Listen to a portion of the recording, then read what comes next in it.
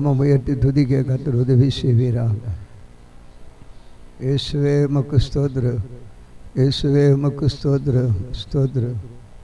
பரலோக பிதாவே, இந்த வேளையில் நாங்கள் உம்மை ஆராதிக்கிறோம், உம்மை மகிமைப்படுத்துகிறோம்.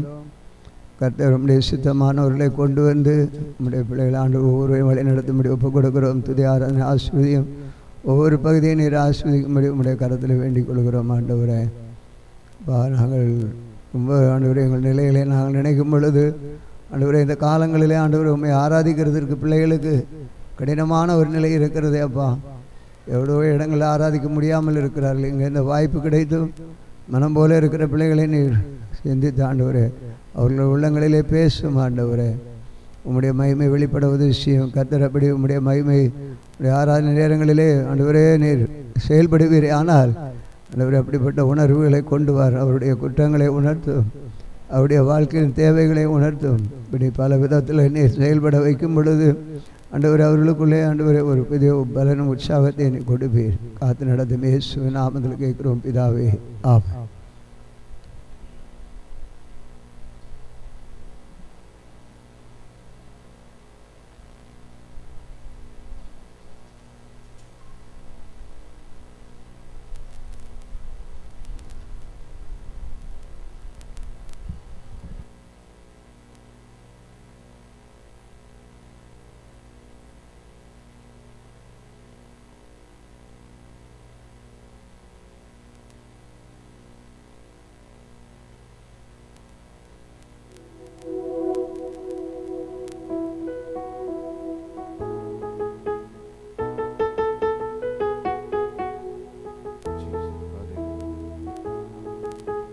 ஜனமே பாடி துதிப்போம், தேவதேவனை போற்றுவோம்.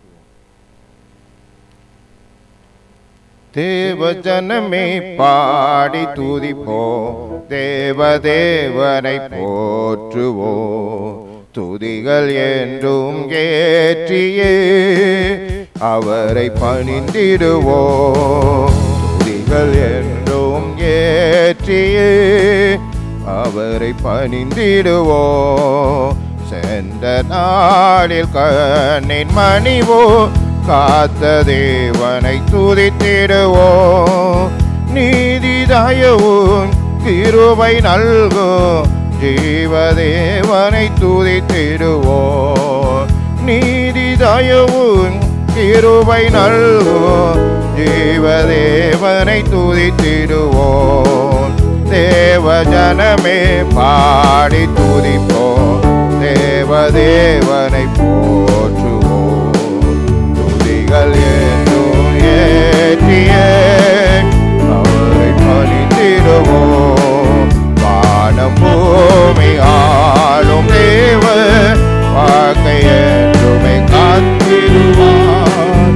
வானம் பூமி ஆளும் தேவ வாக்கை என்றுமே காத்திடுவார். அவரின் உண்மை என்றும் நிலைக்கும், மகிமை தேவனை துதித்திடுவோம். அவரின் உண்மை என்றும் நிலைக்கும், மகிமை தேவனை துதித்திடுவோம். தேவ ஜனமே பாடி துதிப்போம், தேவதேவனை போற்றுவோம். துதிகள் என்றும் ஏற்றியே அவரை பணிந்திடுவோம். நாமம் ஓங்கி படர தேவ மகிமை விளங்கிடவே. நாமம் ஓங்கி படர தேவ மகிமை விளங்கிடவே. தேவசுதராய் சேவை செய்து தேவராஜனை வாழ்த்திடுவோம். தேவசுதராய் சேவை செய்து ராஜனை வாழ்த்திடுவோம். தேவ ஜனமே பாடி துதிப்போம், தேவதேவனை போற்றுவோம். துதிகள் ஏற்றியே அவரை பணிந்திடுவோம். நம்மை நோக்கி வேண்டும் போது தாங்கிய நுமை ஆதரிப்பார். தம்மை நோக்கி வேண்டும் போது ஆதரிப்பார். மறந்திடாமல் உறங்கிடாமல் நினைத்த தேவனை துதித்திடுவோம். மறந்திடாமல் உறங்கிடாமல் நினைத்த தேவனை துதித்திடுவோம். தேவ ஜனமே பாடி துதிப்போம். தேவ தேவனை போற்றுவோம். துதிகள் என்று ஏற்றியே அவரை பணிந்திடுவோம். நமது போரை தாமே முடித்து ஜெயமே ஏதும் அளித்திடுவார்.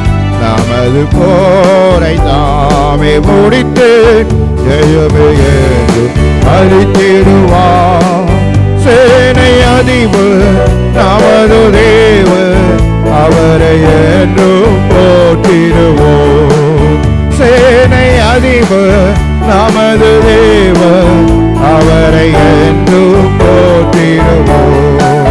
தேவ ஜனமே பாடி துதிப்போம். தேவ தேவனை போற்றுவோம். துதிகள் ஏற்றியே அவரை பணிந்திடுவோம். ஹல்லேலூயா.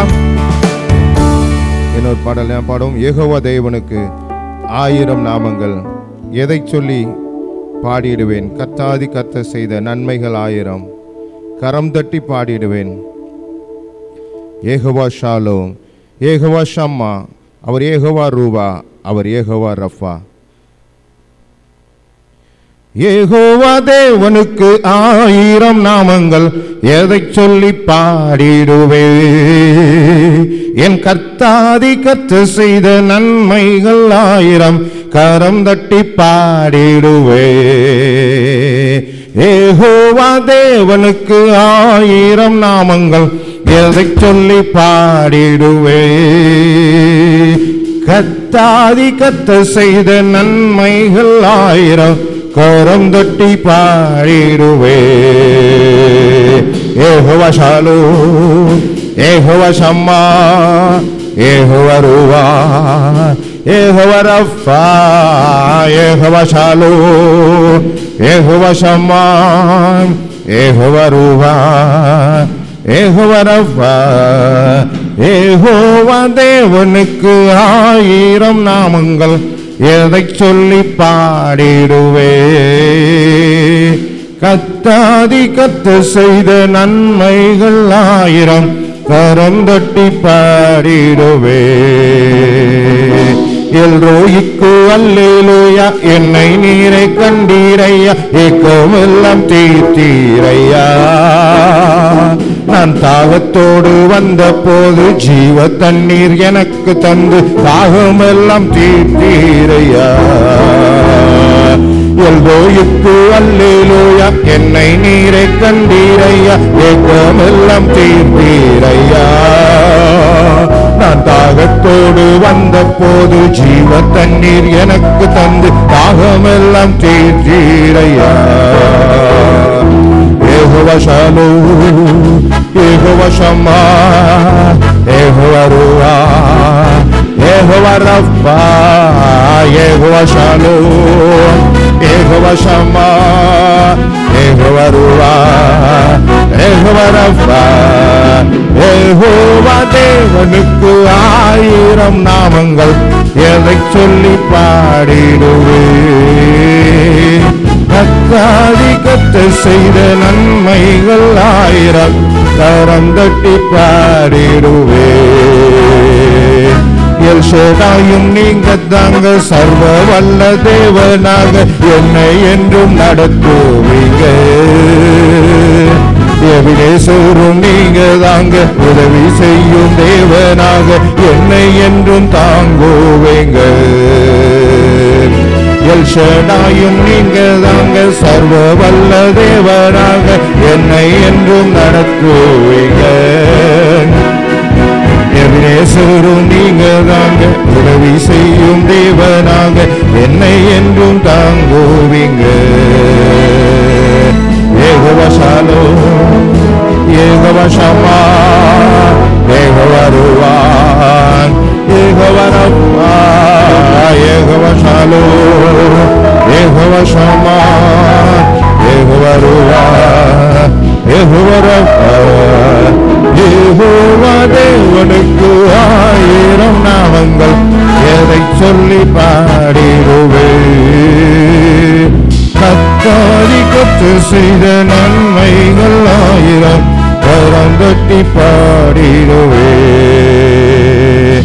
எலோஹீமும் நீங்க தாங்க, எங்கும் உள்ள தேவனாக எந்த நாளும் பாடுவேங்க.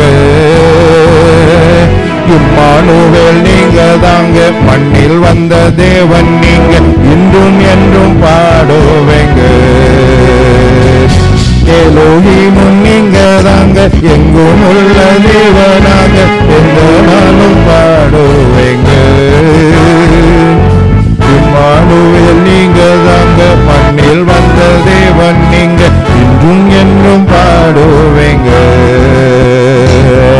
யெகோவா ஷாலோம், யெகோவா ஷம்மாஹ், யெகோவா ரூவா, யெகோவா ரஃபா, யெகோவா ஷாலோம், யெகோவா ஷம்மாஹ், யெகோவா ரூவா, யெகோவா ரஃபா.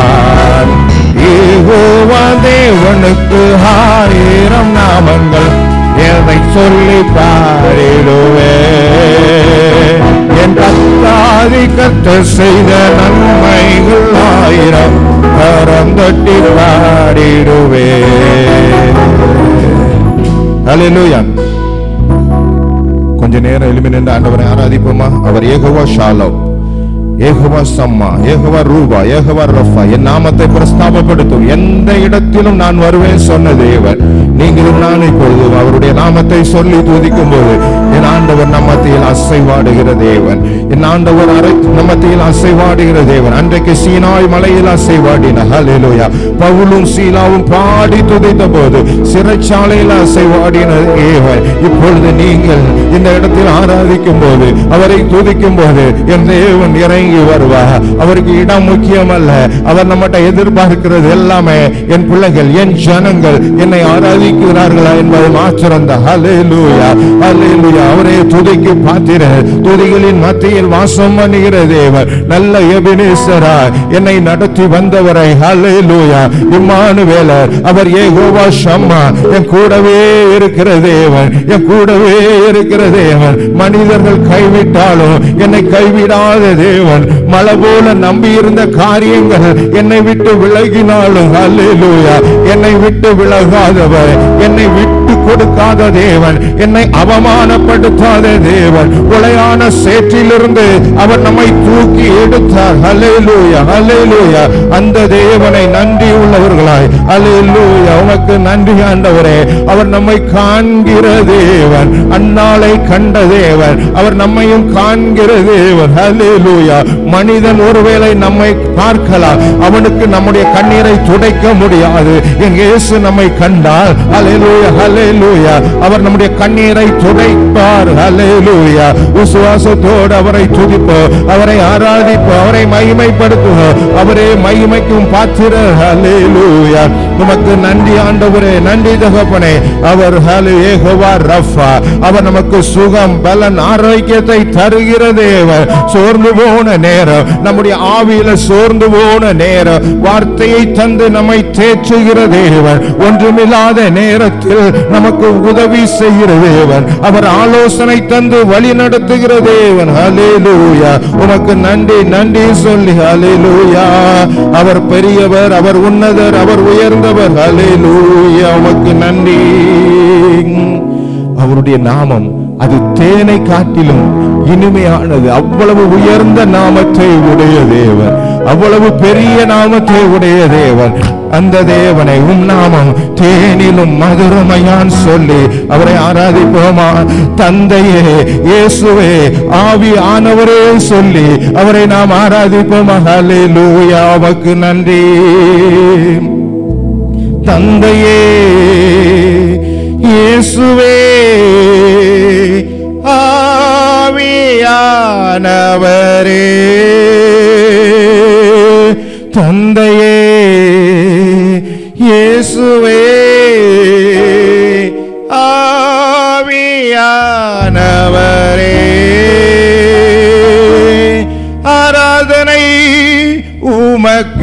ஆராதனை ஆராதனை உமக்கு ஆராதனையே ஆராதனை உமக்கு ஆராதனை ஆராதனை உமக்கு ஆராதனை பாத்திரரே பாத்திரரே பாத்திரரே மகிமைக்கு பாத்திரரே பாத்திரரே பாத்திரரே பாத்திரரே மகிமைக்கு பாத்திரரே அடோனாய் எங்கள் தேவனே ரபூனி நல்ல போதகரே அடோனாய் எங்கள் தேவனே ரபூனி நல்ல போதகரே எல் ஷடாய் சர்வ வல்லவரே எல்ரோயி என்னை காண்பவரே எல் ஷடாய் சர்வ வல்லவரே எல்ரோயி என்னை காண்பவரே தந்தையே இயேசுவே ஆவியானவரே தந்தையே இயேசுவே ஆவியானவரே ஆராதனை உமக்கு ஆராதனை ஆராதனை உமக்கு ஆராதனை ஆராதனை உமக்கு ஆராதனை ஆராதனை உமக்கு ஆராதனை பாத்திரரே பாத்திரரே பாத்திரரே மகிமைக்கு பாத்திரரே பாத்திரரே பாத்திரரே பாத்திரரே மகிமைக்கு பாத்திரரே ஹல்லேலூயா அவரை நோக்கி பார்த்த முகங்கள் வெட்கப்பட்டு போவதே இல்லை அவரை நோக்கி பார்த்த முகங்கள் வெட்கப்பட்டு போவதே இல்லை அவரிடத்துல வடிக்கிற கண்ணீர் அவர் துருத்தியிலே வைத்திருக்கிறார் அது ஒரு நாளும் வீண் போகாது என் தேவன் என் கூட இருக்கிறாரா எனக்கு ஏன் போராட்டம் எனக்கு ஏன் இந்த சோதனை எனக்கு ஏன் இந்த வேதனை நான் அவருக்காக என்னெல்லாமோ செய்து விட்டேனே ஏன் எனக்கு ஒன்றும் நடக்கவில்லை ஹல்லேலூயா அவர் ஏற்ற காலத்தில் அற்புதங்களை செய்ய போதுமானவர் அவர் ஏற்ற காலத்தில் நம்முடைய அற்புதம் நம்முடைய வாழ்க்கையில அற்புதங்களை செய்ய போதுமானவர் ஹல்லேலூயா ஹல்லேலூயா அவர் நம்மை சோதித்து அறிகிற தேவன் அவருடைய நம்முடைய விசுவாசத்தை சோதித்து அறிகிற தேவன் அவர் நம்முடைய வாழ்க்கை படகில இருக்கும்போது ஒருவேளை புயல் வரலாம் பெரும் காற்று வீசலாம் என் தேவன் ஏன் என்னை அனுமதித்தார் என்பதை கேள்வி கேட்க வேண்டாம் ஹல்லேலூயா என் தேவன் ஏன் எனக்கு இதை அனுமதித்தார் என்பதை கேள்வி கேட்க வேண்டாம் ஹல்லேலூயா அவர் நம்முடைய விசுவாசத்தை சோதித்து அறிகிற தேவன் அவர் நம்மோடு கூட தான் இருக்கிறார் அவர் நம்மோடு கூட தான் இருக்கிறார் ஹல்லேலூயா ஹல்லேலூயா கர்த்தர் மேல் பாரத்தை வைத்து விட்டு ஹல்லேலூயா அவரே ஆராதிப்போம் ஹல்லேலூயா உமக்கு நன்றி ஆண்டவரே நீங்களும் நானும் தனிமை அல்ல நீங்களும் நானும் அனாதைகள் அல்ல ஹல்லேலூயா அவர் நம்முடைய ஓட்டத்திலே ஹல்லேலூயா அவர் நமக்கு துணையாய் வருகிற தேவன் ஹல்லேலூயா ஹல்லேலூயா ஹல்லேலூயா. உமக்கு நன்றி ஆண்டவரே. ஹல்லேலூயா. அவருடைய நம்முடைய மரண பரியந்தம் நம்மை நடத்துகிற தேவன், நம்முடைய மரண பரியந்தம் நம்மை நடத்துகிற தேவன். அவர் ஒருவேளை நம்மை கைவிட்டால் ஒரு இமை பொழுதுதான், ஒரே ஒரு செகண்ட் தான் கைவிடுவாரா. ஆனா மீண்டுமாய் ஒரு கல்லுகு தன்னுடைய குஞ்சை மீண்டுமாய் வந்து தூக்குவது போல மீண்டுமாய் அழைத்துக் கொள்வார், மீண்டுமாய் இழுத்துக் கொள்வார், மீண்டுமாய் தன்னுடைய மார்பிலே அணைத்துக் கொள்வார், மீண்டுமாய் தன்னுடைய தோளில் மேலே வைத்து உங்களையும் என்னையும் தூக்கி சுமக்கிற தேவன். ஏனென்றால் அவர் நமக்கு தகப்பன், தகப்பனே தந்தையே சொல்லி இருக்கோம். அவர் நமக்கு தகப்பனாய் இருப்பாரானார். அல்லேலூயா. அவர் தம்முடைய ஜனத்தை, தம்முடைய பிள்ளைகளை தூக்கி சுமக்கிற தேவன், தூக்கி சுமக்கிற தேவன். ஹல்லேலூயா ஹல்லேலூயா ஹல்லேலூயா. கர்த்தர் மேல பாரத்தை வச்சு எனக்கு ஒண்ணுமே இல்லையா ஆண்டவரே, என் ஜெபத்துல வல்லமே இல்லையே, அல்லேலூயா, அப்படி எல்லாம் நினைக்கவே வேண்டாம். எனக்கு எதுவுமே இல்லையே, என் வாழ்க்கையில என் கடன் அடைக்கிறதுக்கு, என் எதிர்காலத்துக்கு எனக்கு ஒன்றுமே இல்லையே, எல்லாம் இருளாக இருக்கிறதேன்னு கவலை வேண்டாம். அல்லேலூயா அல்லேலூயா. அவர் நம்ம கூட இருந்தா போதும். தோல்விகளை ஜெயமாய் மாற்றுவார், துக்கங்களை சந்தோஷமாய் மாற்றுவார். நம்முடைய புலம்பல் ஒரு நாள் களிப்பாய் மாறும். அல்லேலூயா அல்லேலூயா. இருளான வாழ்க்கை ஒரு நாள் அநேகருக்கு வெளிச்சம் கொடுக்கிற ஒரு வாழ்க்கையாய் மாறும். அல்லேலூயா. ஏனென்றால் நம்முடைய வாழ்க்கையை மாற்றுகிற ஆண்டவர் நம்மோடு கூட இருக்கிறார். அல்லேலூயா அல்லேலூயா. என் ஓட்டத்தில் நான் தனிமையில்லை, நேசித்தவர் என்னை வெறுக்கவில்லை. என் ஓட்டத்தில் நான் தனிமையில்லை, நேசித்தவர் என்னை வெறுக்கவில்லை. தகப்பன் வீட்டில் கொண்டு சேர்த்திடுவார், தகப்பன் வீட்டில் கொண்டு சேர்த்திடுவார். நம்புவேன் இறுதி வரை, நம்புவேன் இறுதி வரை, நம்புவேன் இறுதி வரை, நம்புவேன் இறுதி வரை. யாக்கோபின் தேவன் என் தேவன், எனக்கென்றும் துணையவரே. என்னாலும் நடத்துவாரே. ஏதும் இல்லை என்ற கவலை இல்லை, துணையாளர் என்னை விட்டு விலகவில்லை. ஏதும் இல்லை என்ற கவலை இல்லை, துணையாளர் என்னை விட்டு விலகவில்லை. சொன்னதை செய்திடும் தகப்பனவர், சொன்னதை செய்திடும் தகப்பனவர். நம்புவே இறுதி வரை, நம்புவேன் இறுதி வரை, நம்புவேன் இறுதி வரை,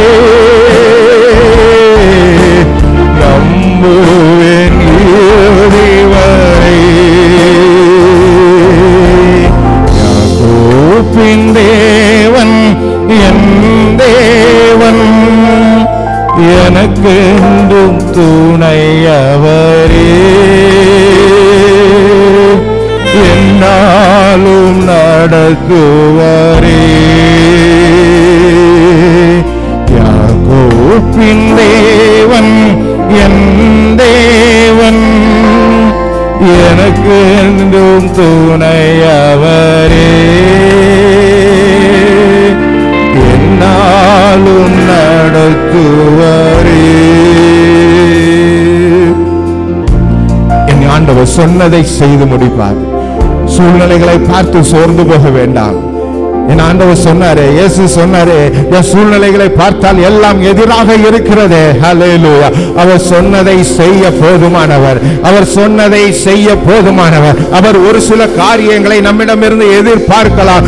அதை நீங்களும் நானும் செய்யும் போது என் ஆண்டவர் அது சொன்னதை செய்ய போதுமானவராய் இருக்கார். மனிதன் சொன்னதை செய்ய மறந்து போகலாம். ஒருவேளை நீங்கள் நானும் அவனுக்கு பிரியமில்லாததை செய்யாமல் போனால் அவன் நம்மளை வெறுத்து விடலாம். என் ஆண்டவர் சொன்னதை செய்தார். இஸ்ரவேல் ஜனங்கள் முறுமுறுத்தாலும், இஸ்ரவேல் ஜனங்கள் அவரை விட்டு விலகினாலும், அல்லேலூயா, என் தேவன் சொன்ன வார்த்தையை நிறைவேற்றி முடித்தார். ஒரு சில தண்டனைகளை கொடுத்தாலும், ஒரு சில காரியங்களை அவர்களுக்கு விரோதமாய் செய்தது போல தெரிந்தாலும், தான் சொன்னதை செய்து முடிக்கிற தேவன் அவர் உங்களையும் என்னையும் கொண்டு சேர்க்க வேண்டிய இடத்தில் கொண்டு சேர்ப்பார். அந்த பரலோக ராஜ்யத்தில் கொண்டு சேர்ப்பார். ஹல்லேலூயா, ஹல்லேலூயா. நாங்க நம்புவோம் ஆண்டவரே, நாங்க உங்களை நம்புறோம், நாங்க விசுவாசிக்கிறோம், நாங்க விசுவாசிக்கிறோம். நீங்க எங்க கூட இருக்கீங்க. ஹல்லேலூயா, நீங்க எங்க கூட இருக்கீங்கப்பா. ஹல்லேலூயா. உமக்கு நன்றி, நன்றி, நன்றியோடு உம்மை துதிக்கிறோம் ஆண்டவரே.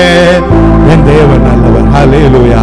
அப்பா, எங்களுக்கு இருக்கிற ஒரே ஒரு நம்பிக்கை நீங்க தான். நாங்க உங்களை தான் நம்பி இருக்கிறோம்.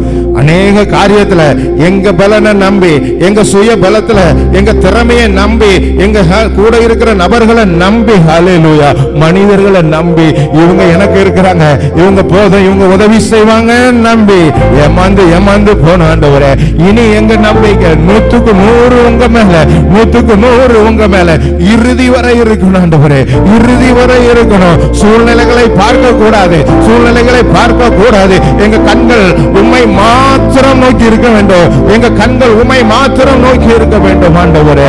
இயேசப்பா, உமக்கு ஸ்தோத்திரம். எங்களுக்கு வாக்கு கொடுத்த அந்த பரலோக ராஜ்யத்துக்கு எங்க ஒவ்வொருவரையும் நீங்க கூட்டி போயிருங்கப்பா. எங்க ஒவ்வொருவரையும் நீங்க உங்களுடைய கிருபையினால எங்கள் பாவங்களை, அக்கிரமங்களை மன்னிச்சு எங்களை சேர்த்து கொள்ளுங்க, எங்களை சேர்த்து கொள்ளுங்க ஆண்டவரே. உம்முடைய நாமம் மகிமைப்படுவதாக. இயேசுவின் மூலம் ஜெபங்கள் நல்ல பிதாவே. ஆமென், ஆமென்.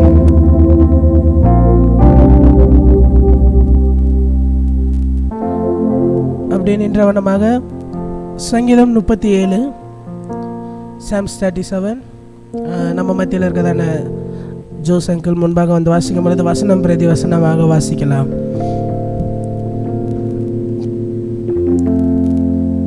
சங்கீதம் 37.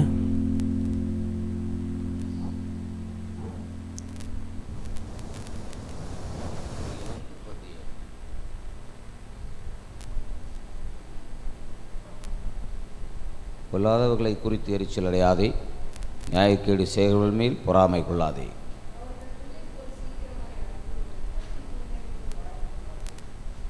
கர்த்தரை நம்பி நன்மை செய், தேசத்தில் குடியிருந்து சத்தியத்தை மேய்ந்து கொள்.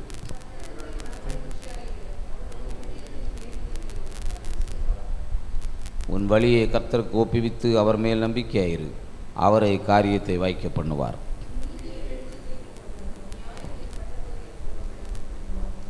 கர்த்தரை நோக்கி அமர்ந்து அவருக்கு காத்திரு. காரிய சித்தியுள்ளவன் மேலும் தீவினைகளை செய்கிற மனுஷன் மேலும் எரிச்சலாகாதே.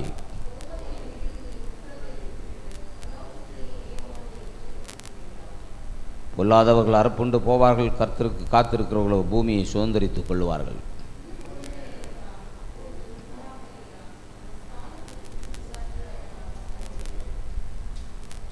சார்ந்த குணமுள்ளவர்கள் பூமியை சுதந்திரித்து மிகுந்த சமாதானத்தினால் மகிழ்ச்சியாய் இருப்பார்கள்.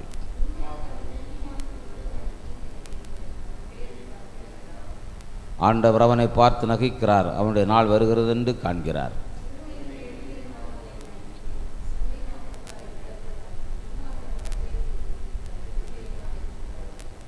ஆனாலும் அவர்கள் பட்டயம் அவர்கள் இருதயத்திற்குள் உருகி போம், அவர்கள் வில்லுகள் முறியும்.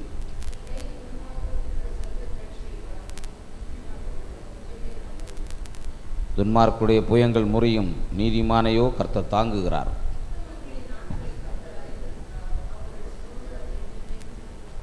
அவர்கள் ஆபத்து காலத்தில் வெட்கப்பட்டு போகாதிருந்து பஞ்ச காலத்திலே திருப்தி அடைவார்கள்.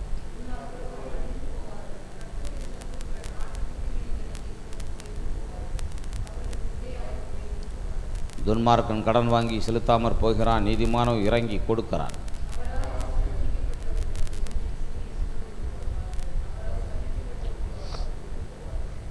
நல்ல மனுஷனுடைய நடைகள் கர்த்தரால் உறுதிப்படும். அவனுடைய வழியின் மேல் அவர் பிரியமாயிருக்கிறார்.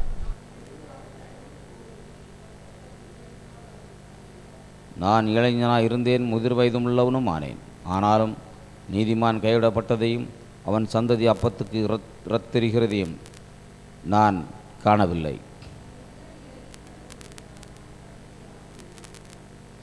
தீமையை விட்டு விலகி நன்மை செய், என்றென்றைக்கும் நிலைத்திருப்பாய்.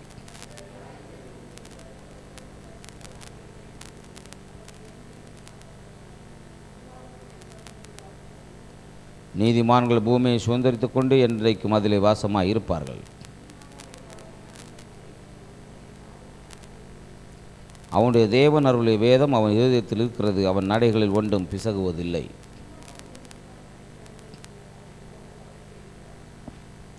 கர்த்தரோ அவனை இவன் கையில் விடுவதில்லை. அவன் நியாயம் விசாரிக்கப்படுகையில் அவனை ஆக்கிற்குள்ளாக தீர்ப்பதும் இல்லை.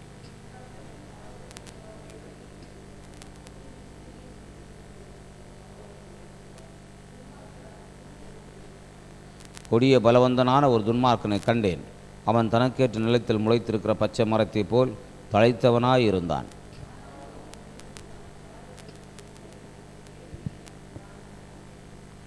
நீ உத்தமனை நோக்கி செம்மையானவனை பார்த்திரு, அந்த மனுஷனுடைய முடிவு சமாதானம்.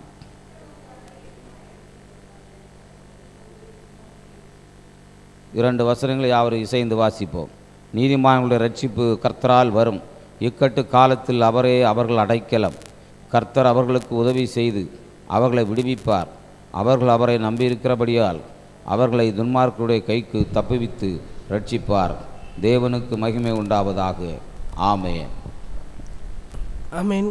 கடந்த வாரம் முழுவதும் நம்மளை கண்மணி போல பாதுகாத்த தேவனுக்கு நன்றி சொல்லி 2 கரத்தையும் உயர்த்தி சோத்திரம் சொல்லுவோமா?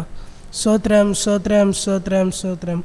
வருகின்ற வாரமும் அவரோட கிருபை அவரோட பிரச்சனை நம்ம வாழ்க்கையில் இருக்க போகிறதுக்காகவும் நம்ம வாழ்வை அவர் கரத்தில் ஒப்பு கொடுத்து அமுதாண்டி ஜெபிக்கும்படி அன்பாக கேட்கிறேன். ராஜா, எங்களை நேசிக்கிற எங்கள் அன்பின் பரலோக தகப்பனே, நன்றியோடு நாங்கள் ஸ்தோத்தரிக்கிற ராஜா. தகப்பனே உமக்கு ஸ்தோத்திரம். கடந்த வாரம் முழுவதும் ஏசப்பா நீங்கள் எங்களை கண்ணீர் மணி போல பாதுகாத்ததற்காக உமக்கு நன்றி செலுத்துகிறோம் ராஜா. இந்த புதிய வாரத்தையும் ஏசப்பா நீர் எங்களுக்கு காண செய்தீரே, உமக்கு நன்றி செலுத்துகிறோம் அப்பா. இந்த வாரம் முழுவதும் தகப்பனே உம்முடைய கிருபை எங்களோடு கூட இருக்கட்டும் ஏசப்பா. நீங்கள் எங்களோடு கூட இருந்து ராஜா ஒவ்வொரு காரியத்திலும் ஏசப்பா நீர் எங்களோடு கூட இருக்கும்படியாய் ஜெபிக்கிறோம் ஆண்டவரே. ஏசப்பா எங்கள் குடும்பங்களோடு காப்பா ஒவ்வொரு நபரோடும் கர்த்தர் கூட இருக்கும்படி ஜெபிக்கிறோம் ஏசப்பா. தகப்பனே உமக்கு ஸ்தோத்திரம். உம்முடைய சமூகம் எங்களுக்கு முன்பாக கடந்து செல்லட்டும் ராஜா. ஏசப்பா உமக்கு நாங்கள் நன்றி செலுத்துகிறோம் ஆண்டவரே. இந்த அப்பா வாரம் முழுவதும் தகப்பனே உம்முடைய பிரசன்னத்தினால் எங்களை மூடிக்கொள்ளுங்க ராஜா. உலகத்தின் அப்பா அசுத்தங்களுக்கும் தகப்பனே சத்துருவின் அப்பா வல்லமைகளுக்கும் ராஜா பொல்லாத மனிதர்களுக்கும் தகப்பனே நீர் எங்களை விலைக்கு மூடி மறைத்து பாதுகாக்கும்படியாய் ஜெபிக்கிறோம் ஏசப்பா.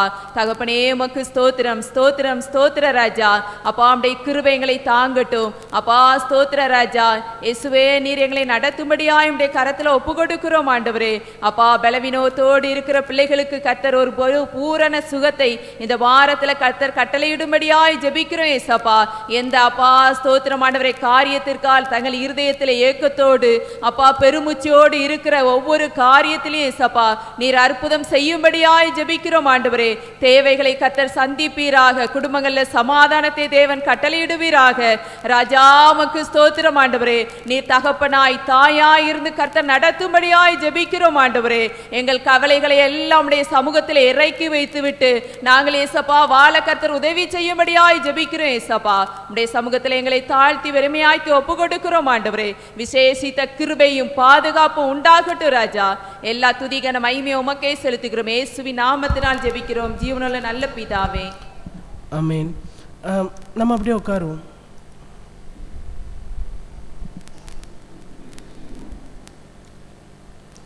வந்த யாவரையும் இயேசு கிறிஸ்து நாமத்தில் நான் வாழ்த்து வரவேற்கிறேன். சில அறிவிப்புகள். இந்த ஃபைன் ஒன் கேம்ப் பற்றி ஒரு சின்ன அறிவிப்பு உங்களுக்கு. நம்மளுக்கு இந்த கேம்ப் வந்து வருகின்ற வெள்ளிக்கிழமை இங்கே பூந்தமல்லியில் இருக்கிறதான ஸ்ரீனிவாச மண்டபத்தில் வைத்து நடைபெறுகிறது. இது காலையில் 9 மணிக்கு இந்த முகாம் ஆரம்பிக்கப்படும். தயவுசெய்து நீங்கள் யாவரும் வரும்படி அன்பாய் அழைக்கிறேன். தொடர்ந்து நீங்கள் உங்கள் உறவினர்கள் மற்றும் நண்பர்களையும் இந்த முகாமுக்கு கூட்டிகிட்டு வாங்க. இது மிகவும் ஆசீர்வாதமாக இருக்கும் என்று விசுவாசிக்கிறேன். தொடர்ந்து இந்த கேம்பை பற்றி உங்களுக்கு விரிவாக பாஸ்டர் உங்களுக்கு பின்னர் அறிவிப்பார்கள். அதனால் நான் அந்த முக்கியமான காரியத்தை மட்டும் நான் இதில் சொல்லிவிட்டு நான் கடந்து செல்ல விரும்புகிறேன். ஸோ இந்த கேம்ப் ஆரம்பத்தில் வந்து ஒரு காமனாக நடந்தாலும் சில மணி நேரங்கள் கழித்து உங்களுக்கு தனித்தனியாக நடக்கும். நீங்கள் முன்னாடி வந்திருப்பீங்க, உங்களுக்கு இது தெரிஞ்சிருக்கும். ஆண்கள் தனி, பெண்கள் தனி, வாலிபர் சிறுவர்கள் எல்லாம் தனித்தனியாக நடைபெறும். ஸோ ஒரு இதுக்கு தனித்தனியாக ஸ்பீக்கர்ஸ் வருவாங்க. ஸோ அவங்க ஒரு தாட் அவங்களோட சைட்லன்னு சொல்லும்போது அது உங்களுக்கு இன்னும் யூஸ்ஃபுல்லாக இருக்கும். ஸோ அதனால் நீங்கள் இந்த கேம்புக்கு ஆயத்தமாகும்படி அன்பாக கேட்குறேன். இந்த இது நீங்கள் லாஸ்ட் வீக் ஃபில் பண்ணி கொடுத்தீங்கன்னா ஓகே, இல்லை ஃபில் பண்ணி தரலன்னா தயவுசெய்து ஃபில் பண்ணி தாங்க. எத்தனை பேர் வரீங்கன்னு சொல்லிவிட்டு உங்களோட ஃபேமிலி அப்புறம் இல்லை உங்கள் ஃப்ரெண்ட்ஸ் எத்தனை பேர் கூட்டிகிட்டு வரீங்கன்னு சொல்லி ஃபில் பண்ணித்தாங்க. ஏன்னா அது ஒரு கணக்கு எடுக்கிறதுக்கு ஒரு ஏதுவாக இருக்கும். அதனால தான் இது நாங்கள் கேட்குறோம். ஸோ அதனால் தயவுசெய்து கொஞ்சம் கோஆப்ரேட் பண்ணும்படி அன்பாக கேட்குறேன். இரண்டாவதாக நாளை தினம் நம்மளுக்கு வாக்குத்தத்த ஆராதனை உண்டு.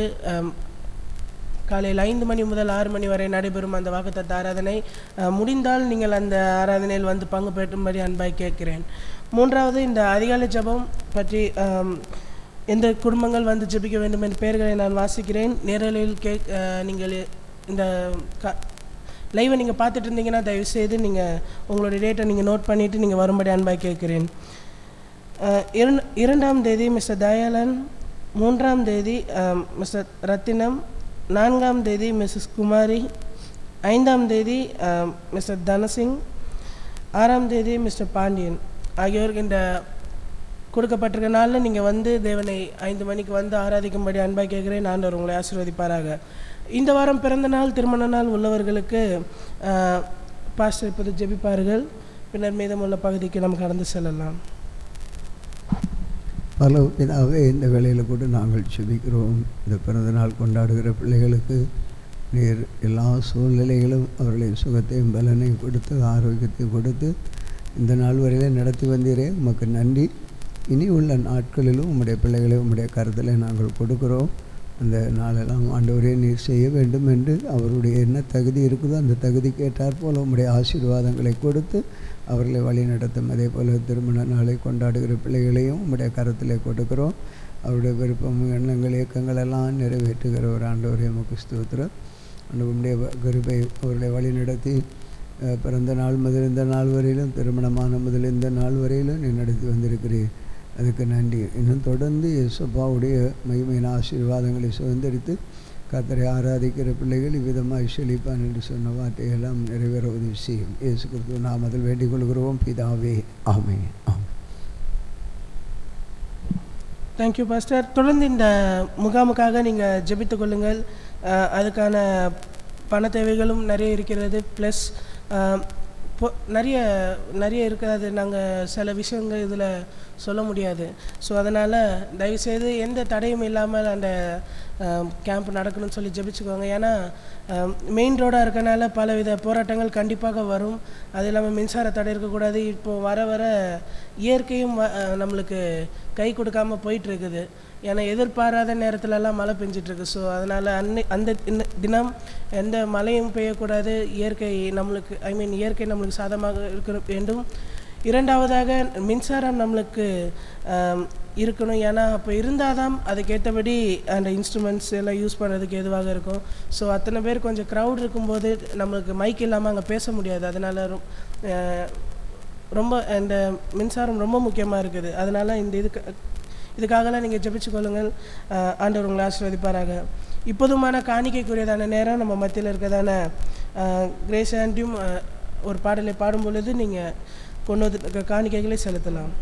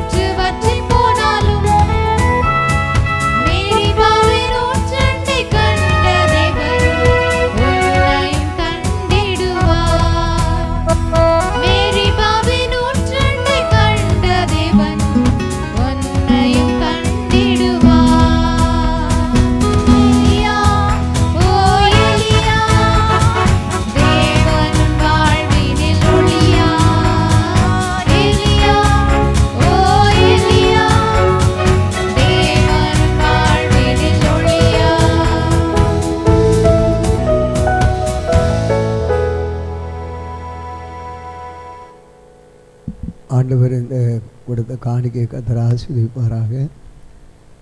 ஆண்டவர் 8 மாதமும் வழிநடத்தி வந்தார்.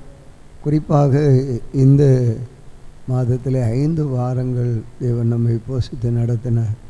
அவர் நல்லவர். அவருடைய கிருபை எவ்வளோ பெரியது. ஆண்டவரை மையப்படுத்தி பரலோக தந்தையே, இந்த வேளையிலும் கூட நீர் எங்களை வழிநடத்தி போஷித்து வந்தீர். 8 மாதமும் நீர் காத்து வந்த தெய்வம். அதை நாங்கள் நினைக்கும் பொழுது உமக்கு நன்றி சொல்லாமல் இருக்க முடியாது. உமக்கே மகிமை கனவு செலுத்துகிறோம் ஆண்டவரே. இந்த ஒவ்வொரு நிலையிலும் ஒவ்வொரு பகுதியிலும் தேவன் அப்பாவுடைய பிரசன்னத்தை நாங்கள் ருசித்திருக்கிறோம். இந்த அனுபவம் ஒவ்வொருவரும் பெற்றுக்கொள்ள கர்த்தர் உதவி செய்யும். இயேசு கிறிஸ்துவ நாமத்தில் வேண்டிக் கொள்கிறோம் பிதாவே, ஆம். நாம் இந்த நேரத்தில் கூட ஆண்டவர்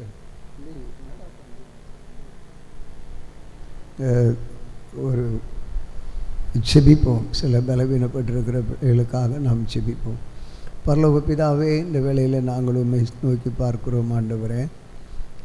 ஆண்டவரே, நாங்கள் இப்பொழுது மருத்துவமனையிலும் வீடுகளிலும் ஆங்காங்கே பலவீனப்பட்டிருக்கிறவர்களுக்காக நாங்கள் செபிக்கிறோம். ஒரே செபிக்க ஆண்டவரே, துதிக்க சத்துருக்கோட்டை இடியும் என்று பார்க்கிறோம் ஆண்டவரே. செபிக்க மலைகளெல்லாம் அசையும். இயேசு இயேசு என்று சொல்லும் பொழுது நோய்களெல்லாம் தீரும் என்று சொல்லி நாங்கள் பாடுகிறோம். ஆனால் இங்கே ஜெபிக்க நாங்கள் ஆரம்பித்ததிலிருந்து சத்துரு அதிகமான நெருக்கத்தை கொண்டு வருகிறார். ஆனாலும் என் தேவன் எங்களை வழிநடத்தி காத்து வருகிறீர். உமக்கு ஸ்தோத்திரம்.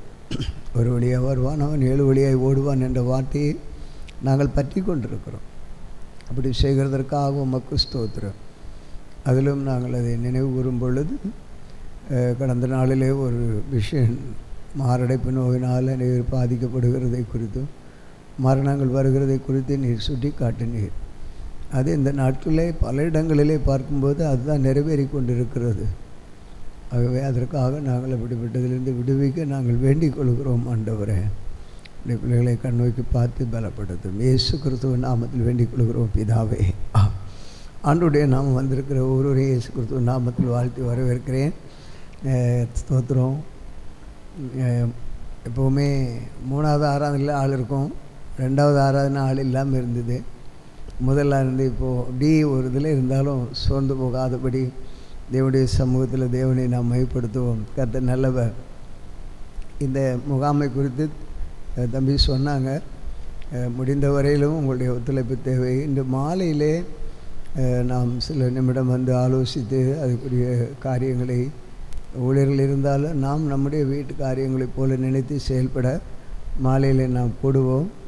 அந்த நாளில் நாம் என்ன செய்யலாம், இப்படி காரியங்கள் என்பதை ஆலோசிக்க கர்த்தர் உதவி செய்வார். தொடர்ந்து அதற்காக செபியுங்கள். இது நினைக்கும் பொழுது நம்ம பகுதியில் இது கிடைத்திருக்க ஒரு பாக்கியம்தான். ஆனால் எல்லாருக்கும் அந்த நாளை ஆட்கள் வரணும். விசுவாசிகள் வரும் பொழுது அது பயனுள்ளதாக இருக்கும். குறிப்பாக காலையில் 9:30 மணிக்கு ஆரம்பிக்கும் பொழுது சிறு பிள்ளைகளை தனியாக விட்டுருவோம். அவர்கள் தனி நிகழ்ச்சி அவர்களுக்கு இருக்கும்.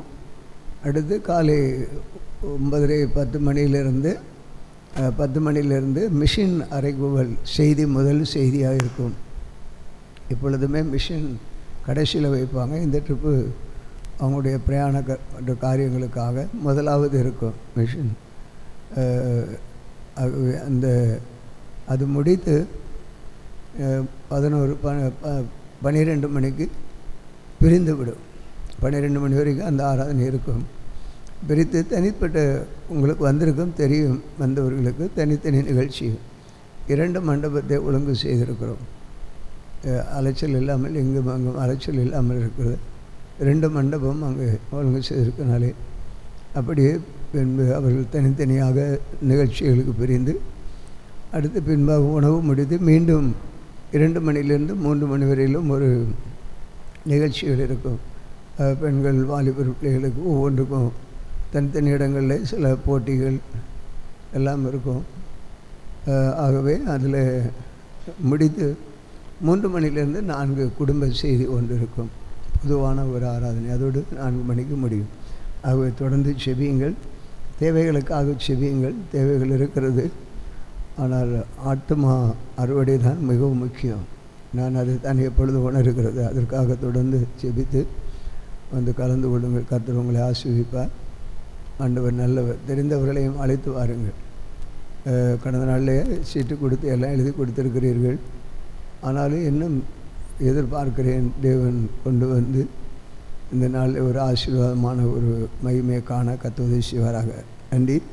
தொடர்ந்து இந்த நாளிலே பார்க்கும் பொழுது இந்த இயற்கையின் சீற்றம் ஒவ்வொன்றுக்காக செய்வேன். கர்த்தர் இதுவரையிலும் அற்புதம்தான் செய்கிறார். ஏன்னு சொன்னால் எதுவுமே இல்லாமல் ஒன்றும் இல்லாமல் இருந்துன்னு சொன்னது போல் ஆண்டவர் எல்லாம் செய்தார்னு சொன்னது போல் நிறைவுபடுத்தி கொண்டே இருக்கிறார். அந்த மண்டப காரியங்களை நம்முடைய ஜெபத்தை கேட்குறவர். அதில் 1/3 தான் அவர்கள் வாங்குறதுலேருந்து ஒரு 1/3 தான் ஆண்டவர் அவர்களை பேசி கொடுக்குறாங்க. ஆனாலும் 1 மணி நேரமாக இருந்தாலும் முழு தொகை இருந்தாலும் அலைச்சல் இல்லாமல் ஆண்டவரே ஒரு பகுதியில் வைக்க எடுக்க வேண்டும் என்று சொல்லி ஜெபித்து கொண்டிருந்தோம். கர்த்தர் எல்லாவற்றையும் வாய்க்க பண்ணுகிறார். இனி அந்த கூடுகையிலும் தேவன் கிருபை செய்வார் என்பதை நான் விசுவாசிக்கிறேன். கர்த்தர் நல்லவர்.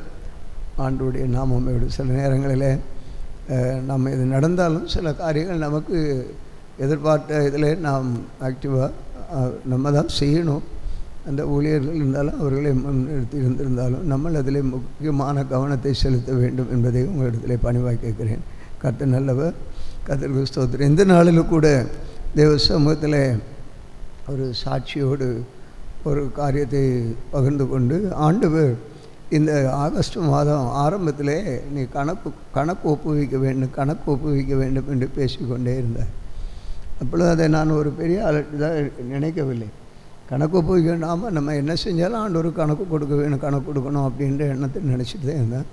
ஸோ அந்த நேரத்தில் நீங்கள் பார்த்தீங்கன்னா அந்த காரியங்களை சிந்திக்கும் பொழுது நான் ஆக்சுவலாக பழைய பதவி வைக்கும் பொழுதெல்லாம் எதையும் யாரையும் இல்லை சத்தியத்தை சத்தியமாக சொல்லுவோம். ஸோ அதனால் நமக்கு அடிக்கடி இப்படிப்பட்ட ஒரு இதெல்லாம் பண்ணுறாங்களே, அதனால் நம்ம எதையுமே அதிகமாக யாரையும் சொல்ல வேணாம், சிம்பிளாக நம்ம போயணும் வருவோம் அப்படின்னு. ஸோ ஆனாலும் அப்படின்னு நினச்சேன். அப்படி இருந்தாலும் ஒரு 917 days ஆகுதுன்னு வைங்களேன். அந்த இதை சுத்தமாக அதை பற்றியே நான் திங்க் பண்ணுறதே இல்லை, எதை கண்டுக்கிறதே இல்லை, அப்படியே ஃப்ரீயாக விட்டுடுறது. ஸோ அப்படி இப்படியெல்லாம் இருக்குது. அப்படி இருந்தால் தான் இப்போ இதை விட நீ என்ன ஃப்ரீயாக விடுறது அப்படின்ற ஒரு எண்ணம் எனக்குள்ளே இருந்தது. நான் அப்படி ஆண்டவர் ஆகஸ்ட் மாதம் அது பேசுகிறார். அப்போ தான் பிறகுதான் யோசனை பண்ணேன். அந்த நாட்கள் அந்த பொறுப்புகள் கையில் எடுக்கும் வரும் பொழுது நீ கணக்கு கொடுக்கணும். உனக்கு பதவிக்காக நீ என்னுடைய உபதேசத்தையோ என்னுடைய நிலையை விட்டுறக்கூடாதுன்றது ஆண்டவர் பேச ஆரம்பிக்கிறார். தொடர்ந்து பேசுகிறார். சபைக்கும் சரி எல்லாவற்றுக்கும் பதவி வேணும், அதற்காக எல்லாம் எந்த இதையும் என் நாமத்தை நீ விட்டு விடக்கூடாதுன்னு சொல்லி பேச ஆரம்பித்தார். ஆண்டவருக்கு நன்றி சொல்கிறேன். சரி ஆண்டவரே, உங்களுடைய சித்தத்தின்படி ஆகட்டும், எனக்கு தேவை ஆண்டவரே நீர் தான் வேண்டும் என்ற உணர்வோடு செயல்பட கற்று உதவி செய்தார்.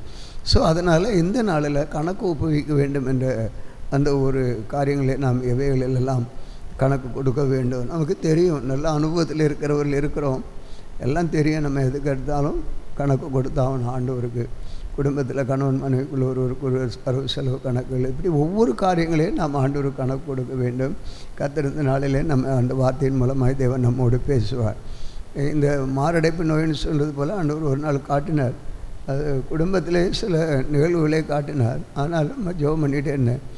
அது தவிர்த்து அந்த பலவீனங்கள் தவிர்த்து போய் இன்றைக்கு இடங்களில் எங்கே பார்த்தாலுமே சிறியவர்களும் சரி வயது வந்தவர்களும் மாரடைப்பு நோய் தான், மாரடைப்புன்னு தான் சொல்லுகிறார்.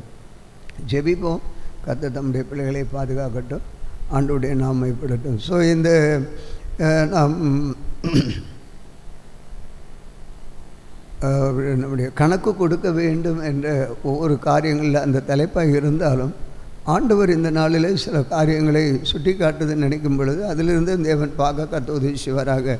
ஆனால் ஒவ்வொரு காரியத்தையும் பார்க்குறோம். லூக்கா எழுதின சுவிசேஷம் 16ஆம் அதிகாரம் 2ஆம் வசனத்திலே எஜமான் உன் உக்கரான கணக்கு ஒப்புவிக்க வேண்டும், அந்த உக்கரான கணக்கை எஜமானுக்கு கொடுக்க வேண்டும் என்று சொல்லி நாம் பார்க்குறோம்.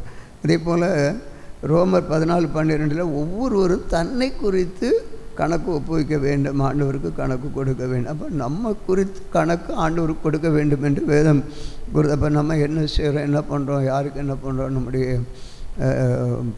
கிறிஸ்துவுக்குள்ளே இருந்து செய்கிறோமோ எல்லாவற்றையும் நம்ம தெரிந்தது தான்.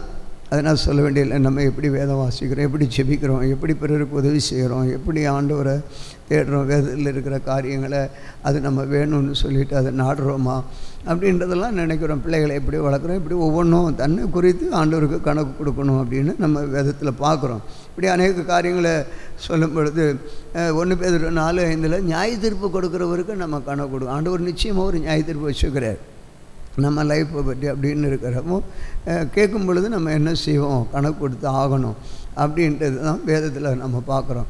ஸோ எந்த இது சூழ்நிலையில் நீங்கள் பார்த்தீங்கன்னா ஆண்டவர் நடத்துகிற ஒரு விதத்தில் யோவான் எழுதின சுவிசேஷம் 8ஆம் அதிகாரம் 31ஆம் வசனத்தில் நம்ம இந்த காரியங்களை நம்ம பார்க்கும் பொழுது ஆண்டவர் சொல்கிறாரு, நிச்சயமாக நீங்கள் இப்படி பின்பற்றினா நிச்சயமாக நன்மைகள் நடக்கும். ஆனால் நீங்கள் எந்த விதத்தில் நீங்கள் என்ன ஃபாலோ பண்ணுறீங்க, எப்படி என்னுடைய உபதேசத்தை நீங்கள் கைக்கொள்கிறீங்க அப்படின்னு காலையில் ஆண்டவர் அந்த ஒரு வார்த்தை அது நீங்கள் இந்த வார்த்தையில் பார்த்தீங்கன்னா 8ஆம் அதிகாரம் 31ஆம் வசனம், இயேசு தம்மை விசுவாசித்த யூதர்களை நோக்கி, நீங்கள் என் உபதேசத்தில் நிலைத்திருந்தால் மெய்யாகவே என் சீஷராக இருப்பீர்கள் என்று சொல்லுகிறார். அந்த வார்த்தையை நம்ம அவருடைய உபதேசத்தை சரியாக நம்ம கற்று அதிலே நிலைத்திருக்க வேண்டும். இருக்காமல் இருக்கிறதுனாலே வருகிற விளைவு என்பதை உணர்கிறோம். இயேசு கிறிஸ்துடைய உபதேசத்தில் நம்ம நிலச்சிருக்கும்போது சில வேளை கனி கொடுக்கும்படி அதிகமாக கொடுக்குற செடியை அவர் சுத்தம் பண்ணுகிற இப்படிப்பட்ட இழப்புகள் நிலைகள் பல சந்தர்ப்பங்களெல்லாம் வரும். இந்த நேரத்தில் நாம் அதில் நிலைத்து இருக்கும் பொழுது அவருடைய உபதேசம் என்னவோ அதில் கற்றுக்கொண்டு நிலைத்திருந்தால் நல்லா அவருக்கு சீஷராக இருக்க முடியலன்னா இருக்க முடியாதுன்றது ஆண்டவர் இந்த வார்த்தை இந்த நாளில் அதை கொடுத்தார். அப்படி ஆராயும் பொழுது வேதத்திலிருந்து இன்னொரு பக்தரை கூட கொடுக்குறார். இது எதற்காக சொல்கிறேன், நம்ம ஆண்டவரோடு நெருங்கும் பொழுது ஆண்டோடு பேசும் பொழுது நமக்கு ஏதோ ஒரு கருத்து பாயிண்ட் இல்லை என்பதல்ல. சில வேளை அந்த கனி கொடுக்கிற அதுபோல் அந்த நம்ம கணக்கு கேட்குற ஒரு அனுபவத்தில் கர்த்தர் நமக்கு இப்படிப்பட்ட ஒரு மாதிரியை வைத்திருக்கிறார். யாத்ராகமத்தின் புத்தகம் 8ஆம் அதிகாரம் 31ஆம் வசனத்திலே பார்க்கும் பொழுது பக்தன் மோசேயை குறித்து நாம் பார்க்கிறோம். அந்த மோசே அங்கே அற்புதங்களை செய்கிறார் ஆண்டவர். மோசே செய்தது என்ன, கர்த்தர் அவனை தெரிந்து கொண்டதின் நோக்கம் உலகத்தில் இருக்கிற அநித்தியமான காரியங்களை எல்லாம் விட்டான். அவன் பார்வனுடைய அரண்மனையிலே ஒரு சொகுசு வாழ்க்கை வாழ்ந்து எல்லாவற்றையும் விட்டு ஆண்டவருக்காக தியாகம் பண்ணினார் என்பதை நாம் பார்க்கிறோம். இது அவருடைய வாழ்க்கையில் அதை பார்க்கும் பொழுது ஆண்டவருடைய உபதேசத்தில் அவரை நிலைத்து ஆண்டவராக இயேசு கிறிஸ்துவின் மேலே அந்த ஜனங்களை குறித்த பாடுகள், அந்த இஸ்ரவேல் ஜனங்கள் படுகிற பாடுகள் இவைகளெல்லாம் அவனுக்குள்ளே கிரியை செய்ய ஆரம்பிக்கிறது. இயேசு என்ன சொல்கிறார், அதெல்லாம் வந்து அந்த உபதேசம் இதெல்லாம் பார்த்து தங்களுடைய நிலைமைகளை அந்த பாடுகளை அனுபவிக்கிற நிலையை தான் புரிந்து கொண்டு அவர் செயல்படுகிறார் என்பதை பார்க்கிறார். அப்போ இயேசு விசுவாசித்தார், இயேசுடைய உபதேசத்தை விசுவாசிக்கிறார், இயேசுடைய செயலை உபதேசித்து உலகத்தினுடைய அநித்தியங்களை வெறுக்கிறார், இயேசுவின் பிள்ளையாக மாறுகிறார். அவருடைய காரங்களில் ஆண்டவர் கிருபை வரங்களை கொடுக்கிறார், பயன்படுத்துகிறார். இதுதான் ஆண்டவர் இன்றைக்கு நம்மை செய்ய வல்லம் உள்ளவராக இருக்கிறார். அவருடைய உபதேசத்தில் நிலைத்திருந்தால் நிச்சயமாக அவருக்கு சீசராகிறோம். இங்கு மற்ற சீசர்களை நம்ம பார்க்குறோம், பேதுருவை பார்க்குறோம், இந்த சீசர்களை நம்ம இருக்கிறார்கள். ஸோ இந்த நாளுக்குரியவைகளை நாம் பார்க்கும் பொழுது இவைகளை தான் நாம் சிந்திக்க முடியும். கர்த்தரப்படியாக வழி நடத்துகிறார் என்பதை அறிகிறார். அதே போல் நம்மை ஆண்டவர் நடத்துவாராக. இந்த நாளில் நான் இந்த காரியங்களை உணரும் பொழுது ஒரு காரியத்தை சிந்திக்க வேண்டியதாக இருக்குது. குழந்தை, ஒவ்வொரு குழந்தை பருவம் என்பாலும் நம்ம ஏதோ நினைக்கிறோம். குழந்தை, வாலிபர், பிள்ளைகள், கன்னிகர், வாலிபர்கள், தகப்பன், தாய் தகப்பன், புருஷர்கள் எல்லாரும் அவரவர்கள் நிலையில் எப்படி இருக்கிறோம் என்பதை நாம் ஆண்டவருக்கு கணக்கு கொடுக்க வேண்டும். நாம் என்ன செய்கிறோம் குழந்தையாக இருக்கும் பொழுது அப்படின்னு ஆண்டவர் பேசினார். அதனால தான் சில காரியங்களை நான் இந்த யோசித்த பொழுது ஆண்டவர் பேசும் பொழுது, இப்போது உதாரணமாக ஆதியாகமம் 50ஆம் அதிகாரம் 21ஆம் வசனத்தில் எப்படி உங்களையும் உங்கள் பிள்ளைகளையும் முற்றிலும் பராமரிப்பேன் என்று சொல்கிறார். அப்போ ஆண்டவர் குழந்தைகளை பராமரிக்கிறவர் என்பதை பார்க்குறோம். எல்லாம் பராமரிப்பேன் என்று அவர்களுக்கு ஆறுதல் சொல்லுகிறதை பார்க்குறோம். ஆண்டவர் அப்போ குழந்தைகளை ஒவ்வொன்றே வச்சுக்கிறார், பெரியவர்கள் சின்னவர்கள் என்பதை நாம் இதை நமக்கு இருக்கிறது என்பதை நாம் பார்க்குறோம். அதோடு நின்று விடாதபடி சங்கீதம் 8ஆம் சங்கீதம் 2ஆம் வசனத்தில் அல்லது மத்தேயு 21:14 பார்த்தீங்கன்னா, குழந்தைகள் பாலகர் வாயினால் துதிய வர பண்ணுகிறவர். அப்போ வந்து நம்ம குழந்தைய அலட்சியமாக பண்ணுகிறது அல்ல, குழந்தைகளுடைய வாயிலிருந்து துதி வர வேண்டும் என்பதை பார்க்கணும். அப்போ அந்த குழந்தைகள் வாயில் துதி வரணுன்னா வாயினால் பலன் உண்டு பண்ணினீர், அவர்கள் வாயில் பலன் உண்டு. இப்போ வந்து சத்துருக்கள் நிமித்தம் குழந்தைகள், சத்துரு அதிகமான உபத்திரவங்களையும் எல்லாம் கொண்டு வரும் பொழுது நம்ம பகைஞனையும் பழிக்காரனையும் அடக்கி போட தேவரீர் உம்முடைய சத்துருக்களின் நிமித்தம் அந்த சத்துருக்களுடைய சஞ்சலங்களெல்லாம் வரும் பொழுது தான் அந்த பிள்ளைகளுடைய வாயிலிருந்து ஒரு ரிவைவல், ஒரு எழுப்புதல் வரணும். அங்கே ஒரு பலன் வர்றதை நம்ம பார்க்குறோம். பிள்ளைகள் அவசியம். அந்த பிள்ளைகளுக்கு என்ன செய்யணும்? அந்த பிள்ளைகளுடைய வாழ்க்கையில் அந்த பிள்ளைகளை இந்த துதி பலனெல்லாம் கொடுக்கணுன்னா அது குடும்பத்தில் பெற்றோர். அது மாத்திரமல்ல, சில இன்றைக்கி உலகத்தில் இன்றைக்கி இருக்கிற ஆண்டவர் அறியாத பிள்ளைகள் இருக்கார். அவர்களுக்கெல்லாம் நம்மை ஆண்டவர் தேர்ந்தெடுத்திருக்கிறாங்க. மோசையை தெரிந்து இஸ்ரவேல் ஜனங்களை வழி நடத்தினது போல நாம் அவர்களுக்காக என்ன செய்கிறோம் என்பதை நாம் கணக்கு கொடுக்க வேண்டும். அதற்காக தான் நமக்கு சிறு பிள்ளைகளுடைய ஊழியங்கள் வைத்திருக்கிறோம். இவைகளெல்லாம் ஆண்டவர் எதிர்பார்க்கிறார். நம்முடைய உண்மை எப்படி இருக்குது, நம்முடைய திறமை எப்படி இருக்குது, நாம் அதை என்ன செய்து கொண்டிருக்கிறோம், அந்த பிள்ளைகளுக்கு அவர்கள் பாலகர் வாயினால் பலன் உண்டு பண்ணுகிறதற்கு அவர்களை நாம் அழைத்து வருகிறோமா, அவர்களுக்காக நாம் ஏதாவது செய்கிறோமா, அவருக்காக நம்முடைய பங்கு என்ன, இவையெல்லாம் ஆண்டவர் பார்க்கிறார். அதுக்கெல்லாம் நாம் கணக்கு கொடுக்க வேண்டும் என்று ஆவியானவர் இந்த நாட்களில் நம்மோடு இருக்கிறார். அதுவும் மாத்திரமல்ல, லூக்கா எழுதின சுவிசேஷம் 18ஆம் அதிகாரம் 5ஆம் வசனம் சொல்லும் பொழுது, 15ஆம் வசனம் சொல்லும் பொழுது, குழந்தைகளை கொண்டு வருகிறார்கள் இயேசுவிடத்தில்.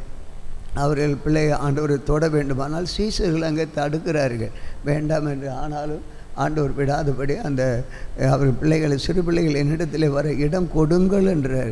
அவர்களை அழைச்சிட்டு வாருங்க என்றார். அவர் தொடணும்னு விரும்புகிறாங்க. வந்தார்கள், சீசர் அதை கண்டு கொண்டு வந்ததை அதட்டினார்கள். ஆனால் இயேசு விடலை, தொடும்படிக்கு இயேசு தொட்டால் அற்புதம். அப்படின்னா சிறு பிள்ளைகளை நம்ம தேவ சமூகத்தில் கொண்டு வரணும், வந்து தேவனுடைய மகிமையை காண வைக்கணும். சில நேரங்களில் நம்ம சிறு பிள்ளைகள் நமக்கு டிஸ்டர்பன்ஸ் பண்ணுறதுன்றெல்லாம் நினைக்கக்கூடாது. நம்ம பிள்ளைங்களையும் இதில் ஆண்டவரிடத்தில் கொண்டு வரணும், ஆண்டவர் தொடுவார். அங்கே கொண்டு வந்திருக்கிறாங்க. அதே போல் தேசத்தில் ஆண்டவரை அறியாத பிள்ளைகள் எல்லாம் இருக்குது. அவர்களையும் கொண்டு வருவதற்கு நம்ம என்ன செய்கிறோம், நம்ம கொடுத்த பொறுப்பில் எப்படி இருக்கிறோம், நிர்விசாரமாக இருக்கிறோமா, வசதிகள் எல்லாம் வர வர நம்ம மாறுறோமா, வெக்கம் வரும், ஒரு விதமான எண்ணம் வரும் பொழுது அலட்சியம் இதில் விட்டு கொடுக்குறோம் என்பதெல்லாம் ஆண்டவர் பார்ப்பார். ஆனால் அதே நிச்சயமாக நம்ம ஆண்டவர்கிட்ட கணக்கு கேட்பார். ஏன்னா பிள்ளைகளை நான் தொடணும்னு நினைக்கிறேன், நீங்கள் என்ன செஞ்சீங்கன்னு நம்மளை பார்த்து கேட்பார். அதையே நம்ம உணர்வு உள்ளவர்களாக காணப்பட கர்த்தர் நமக்கு உதவி செய்வாராக. அதோடு இப்படி நிறைய காரியங்கள் பிள்ளைகளை பற்றி சொல்லிகிட்டு இருக்க. ரோமர்கள் நிருபம் 2ஆம் அதிகாரம் 20ஆம் வசனத்தில், நீ குழந்தைக்கு நீ உபாத்தியாராக இருக்க வேண்டும் என்று சொல்லப்படுது. அறிவையும் சத்தியத்தையும் காட்டிய அடமுடையவனாகவும் எண்ணுகிறாயே, அதாவது பேதைகளுக்கு போதகனாகவும் குழந்தைகளுக்கு உபாத்தியானாகவும் ஒரு வாத்தியாராக இருக்கணும். அப்போது நம்ம ஆண்டவர் நம்ம கொடுக்குற இதில் நீ குழந்தைகளுக்கு ஒரு வாத்தியாராக இருக்கணுமே, அவங்கள போதிக்கணுமே. குடும்பத்தில் பிள்ளைகளை நம்ம வளர்க்குற முறையில் வளர்த்துட்டு வரோம். ஸோ இப்போ இப்படி பார்க்கும்பொழுது ஆண்டோடைய காரியங்களில் ஊழியத்தில் ஒரு ஆசிரியராக இருந்து பணிபுரிந்த எவ்வளோ நல்லது. அப்போ நம்ம இருந்தும் நம்ம நிர்விசாரமாக இருக்கிற மாதிரி சில வேளை கணக்கு கொடுக்க வேண்டி இருக்குன்றதை ஆவியானவர் உணர்த்துறதை நான் இந்த நாளில் பகிர்ந்து கொள்ள விரும்புகிறேன். ஸோ அதோட இல்லை பிள்ளைகள் பார்க்கணும்னா ஆண்டவர் பிள்ளைகளையும் குழந்தை பிள்ளைகள் எல்லாம் இதாக வைக்கட்டுமே. பிள்ளைகள்னால் எல்லாத்தையும் காமனாக கொண்டு வரும். குழந்தை சின்னதாக இருந்தாலும் பெருசாக இருந்தாலும் பிள்ளைகள் என்று சொல்லுவோம். அது குழந்தைன்னா இதாக இருக்குது. இருந்தாலும் அதில் குழந்தையான பிள்ளைகளை பார்த்திங்கன்னா ஆதியாகமம் 25ஆம் அதிகாரம் 17ஆம் வசனத்தில் ஆண்டவர் அந்த பிள்ளையின் சத்தத்தை கேட்குறார். இப்போ பிள்ளைகளை நம்ம பிள்ளைகளை வளர்க்க வேண்டிய முறையில் வளர்க்கணும். ஆண்டோடு அவர் பிள்ளைகளுடைய சத்தத்தையும் கேட்குறாரு. அழுதாலும் கேட்குறாரு. பிள்ளைகள் என்ன பண்ணாலும் பிள்ளைகள் அழுத உடனே பிள்ளைகளுக்கு பால் கொடுக்கணும். பிறந்த பிள்ளைகளை பற்றி தெரியுது. அதே போல் இவருக்கு தெரியுது பாருங்கள். பின்பு குழந்தைகளையும் அவர் தொடும்படி கொண்டு வர்றார்கள். ஆதியாகமத்தில் 25:17 பார்க்கும்பொழுது ஆண்டவர் செய்கிற அந்த பிள்ளை அந்த இதில் துறவண்டையிலிருந்து அழுது அந்த வரும்போது அழுதுபோது ஆண்டவர் அவருடைய சத்தத்தை கேட்டு அவங்கள ஒரு ஜாதியாக மாற்ற கர்த்தர் உதவிச்சார். அந்த தாய் ஒரு பக்கம் நின்று நாங்கள் என்ன செய்ய முடியும் அப்படின்னு ஒரு பக்கம் அவளிருந்து கேட்குறாள். ஆகார் இந்த பிள்ளையின் சத்தத்தை ஆண்டவர் கேட்குறார். இஸ்மவேல் இது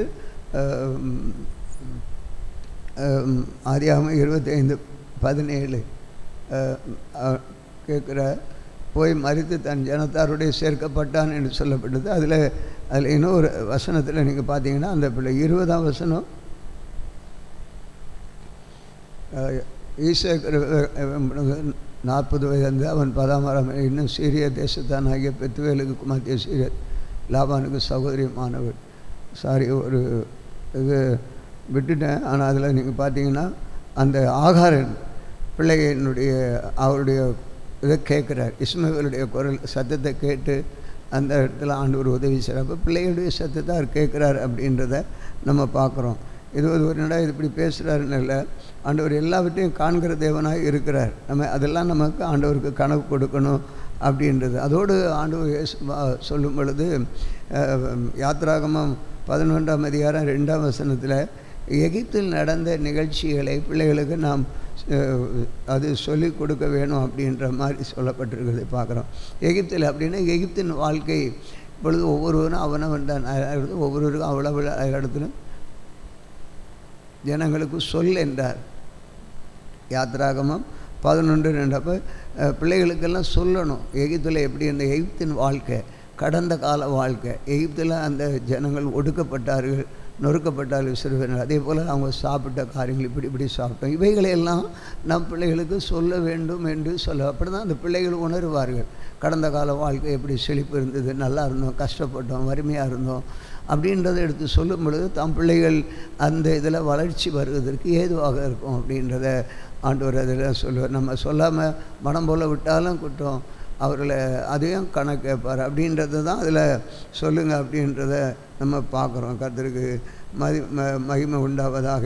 அதோடு இல்லாதபடி உபாகமம் 5ஆம் அதிகாரம் 9ஆம் வசனத்தில் பிள்ளைகள் இது ஆக்களுடைய அக்கிரமத்தை பிள்ளைகளிடத்தில் கேட்பான் அப்படின்னு சொல்லப்பட்டிருக்கிறது. உபாகமம் 5:9. இப்படியாக ஒவ்வொரு ஆண்டவர் கேட்கும் பொழுது அவைகளெல்லாம் அவர்கள் என்ன ஆண்டவரை அறிஞ்சோ அறியாமல் மனம் போல் இருக்கிறாங்கன்னா அதை பிள்ளைகளிடத்தில் கேட்கலாம் அப்படின்ற மாதிரி இருக்குது. இவையெல்லாம் பார்க்கும் பொழுது பிள்ளைகளை குறித்தும் ஆண்டவர் குறிப்பாக நமக்கு ஒரு எச்சரிப்புகளை கொடுத்து வழி நடத்துகிறார். அவர்களுக்கு வேண்டிய காரியங்களை செய்ய வேண்டும் என்பது தான் தேவன் நம்முடைய இடைவெளி. ஏசாயா 1:17 திக்கற்ற பிள்ளைகளுக்கு ஆண்டவர் நியாயம் விசாரிக்கிறார். அவர்கள் நியாயம் விசாரித்து அவர்களை வழி நடத்தி கொண்டு வருகிறார் என்பதெல்லாம் நாம் பார்க்கிறோம். இந்த காரியங்களை பார்க்கும் பொழுது 1 தீமோத்தேயு 3:4 கண்காணி தன் பிள்ளைகளை நல்ல ஒழுக்கம் உள்ளவர்களாய் வளர்க்க வேண்டும். இது பிள்ளைகள் என்பது நம்ம ஒரு விசுவாசி ஊழியங்கள் எடுத்துக்கலாம். நல்ல ஒழுக்கமுள்ள பிள்ளைகளாக வளர்க்க வேண்டும் என்பதெல்லாம் அதனுடைய பவுல் சொல்லும் பொழுது சொல்லுகிறார் ஒரு சபை. ஸோ ஆகவே குழந்தை அல்லது பிள்ளைகளை குறித்து பார்க்கிறோம். இவர்கள் எல்லாவற்றையும் அப்போ நம்மளால் இயன்றதை இந்த நாட்களிலே ஆண்டவர் கேட்டால் பிள்ளைகளை இப்படியெல்லாம் வைக்கணுமே, அவங்கள கொண்டு வர என்ன பிரயாசப்படுறேன்னா அதுக்கு நான் என்ன செய்கிறேன், என்ன பண்ணேன், என்னுடைய உடைமைகள், என்னுடைய பொருள்கள் நான் என்ன சொல்லி இது பண்ணியிருக்கிறோம் அப்படின்றத ஆண்டவர் கேட்கும் பொழுது நாம் கணக்கு கொடுக்கிறவர்களாக இருக்க வேண்டும் என்பதை இந்த நாட்டிலே ஆண்டவர் சுட்டி காட்டுகிறதை இந்த நாளிலே உணர்த்துகிறோம். பிரசங்கியின் புத்தகம் 12ஆம் அதிகாரம் 7ஆம் வசனத்தில் வாலிபனே வாலிப பிரயாகத்தில் சிருஷ்டிகரை நினை என்று வாலிபர் மனம் போல வாழ்கிற வாழ்க்கையில் சிருஷ்டிகரை நினைக்க வேண்டும் என்று சுட்டி காட்டுகிறார். வாலிபத்திலே ஆண்டவரை தேடு வாலிபர்களுக்கு. அப்போ வாலிபரும் மௌனமாக இருக்கல, அவங்களும் ஆண்டவரை தேடணும். குழந்தைகளை சொல்கிறாரு, அவங்களோட பேசுகிறார், வாலிபர்களுக்கும் பேசுகிறார். அவர்கள் சொல்கிறத பார்க்குறோம். அது மாத்திரமில்ல, சங்கீதம் 142:12 சொல்லும் பொழுது வாலிபரே கன்னிகைகளே என்று சொல்லப்பட்டிருக்கிறதை நான் பார்க்கிறோம். வாலிபரே கன்னிகைகளே என்று ஆண்டவர் அவர்களை அழைத்து இளம் வாலிபர்கள் அவர்கள் எப்படி இருக்கணும், கன்னிகை என்று ஏன் எப்படி சொல்லப்பட்டிருக்குது. இப்போ வாலிப நாட்களில் கன்னியாக இருக்கணும். நம்ம மனம் போல் போகிற வாழ்க்கை இருக்கக்கூடாது. அங்கே கன்னி பெண்ணை தான் தேடி வந்தாங்க. கன்னிகளாக இருக்கிறதுனால என்ன மகிமை இருக்குது. அங்கே இப்பொழுது எஸ்தர் புத்தகத்தை அதிகாலை ஆராதனையில் வாசிக்கிறோம். எஸ்தர் அங்கே வசி அவள் நல்ல நேர்த்தியாக நல்லா இருந்ததுனாலே அவள் அழகுள்ளவளாக காணப்படும் மணக்க வேண்டிய ஒரு சூழ்நிலை வருகிறது. அந்த மரியாள் அவர் கன்னியாக இருந்ததுனாலே மரியாள் அங்கே இயேசு கிறிஸ்து ஆவியானவர் மூலமாக பிறகு. அப்படி இவைகளெல்லாம் நம்முடைய வாழ்க்கையில் நாம் கன்னியாக இருக்கிறோமா என்பதெல்லாம் நமக்கு கணக்கு கொடுக்க வேண்டிய ஒரு வாலிபர்களாய் காணப்பட வேண்டும் என்பதை நாம் எப்படி இருக்கிறோம் இளமை காலங்களில் என்பதெல்லாம் நாம் கணக்கு கொடுக்க வேண்டும். மனம் போல வாழலாமா, நம்முடைய பேச்சு, சொல்லு, செயலு, பார்வை, எண்ணங்கள் எல்லாவற்றிலையும் எப்படி இருக்கிறோம் என்பதை நாம் ஆண்டவருக்கு கணக்கு கொடுக்க வேண்டிய ஒரு சூழ்நிலை இருக்கிறோம். ஆனால் அவர்கள் இதை ஏசாயா 40 நான் கொஞ்சம் சுருக்கிறேன், டைம் அதிகமாக போகிறதுனால நமக்கு ஒரு உதாரணம் தான் கொடுக்க விரும்புகிறேன். ஏசாயா 40ஆம் அதிகாரம் 30ஆம் வசனத்தில் வாலிபர்கள் இடறி விழுவார்கள் என்று சொல்லப்பட்டிருக்கிறது. அப்போ வாலிபர்கள் இடறி விழுவார்கள் என்று சொல்லும் பொழுது இளைஞர் இளைப்படைந்து சோர்ந்து போவார்கள், வாலிபரும் இடறி விழுவார்கள். அந்த இடறி விழுகிற நிலையெல்லாம் வருகிறது. எதிலெல்லாம் இடறுகிறார், எதிலெல்லாம் விழ வேண்டிய ஒரு சூழ்நிலை வருகிறது என்பதெல்லாம் சுட்டி காட்டப்பட்டிருது. அப்போ வாலிபத்தில் நம்ம தேவனை தேடுகிறதிலும் அந்த காரியங்களிலே நாம் ஒரு அக்கறை உள்ளவர்களாக தேவனை மகிமைப்படுத்த வேண்டும். இடறி விழ வேண்டிய சம்பவங்கள் வருது, அதுக்கு அவர்களை எப்படி நடத்த வேண்டும், அது பெற்றோரும் சரி அல்லது சிறு பிள்ளைகளுடைய வாழ்விலிருந்து சரி ஆண்டவருடைய சமூகத்தில் வரும் பொழுது எப்படி இடறதுக்குரிய காரியங்கள் என்ன, எவைகளில் இடறுகிறோம் என்பதெல்லாம் அறிகிறதற்கு நல்ல வேத வாசிப்பும் செபமும் இவைகளிலெல்லாம் செயல்படும் பொழுது வேதத்தில் அநேக காரியங்களே வேதம் நமக்கு போதிக்கிறதை நாம் பார்க்கிறோம். அவர்கள் இடறி விழுகிற ஒரு நிலையிலிருந்து வர மாற்ற புலம்பலின் புத்தகம் 1ஆம் அதிகாரம் 18ஆம் வசனம், அவர்கள் வாலிபர்கள் சிறைப்பட்டு போகிறார்கள். இன்றைக்கு அநேக வாலிபர்கள் சிறைப்பிடிக்க சத்ரு அவர்களை சிறைப்பிடித்து கொண்டு போகிறார். ஆகவே வாலிப நாட்களிலே அவர்கள் கன்னியாக இல்லாதபடி அவருடைய இளமையை அவர்கள் அசுசிப்படுத்தி இல்லாதபடி இப்படி சிறைப்பட்டு போகிறார்கள் என்பதை ஆண்டவர் கணக்கு கேட்பார் என்பதை அங்கே நாம் பார்க்கிறோம். ஆனால் வாலிபர்களை ஆண்டவர் விரும்புகிறார். எல்லாரையும் வாலிபர்களும் சரி, யோவேல் 2ஆம் அதிகாரம் இந்த நாட்களில் அதுதான் ஆண்டவருடைய எதிர்பார்ப்பு. 2ஆம் அதிகாரம் 28ஆம் வசனத்தில் வாலிபர்கள் தரிசனத்தை காண்பார்கள்.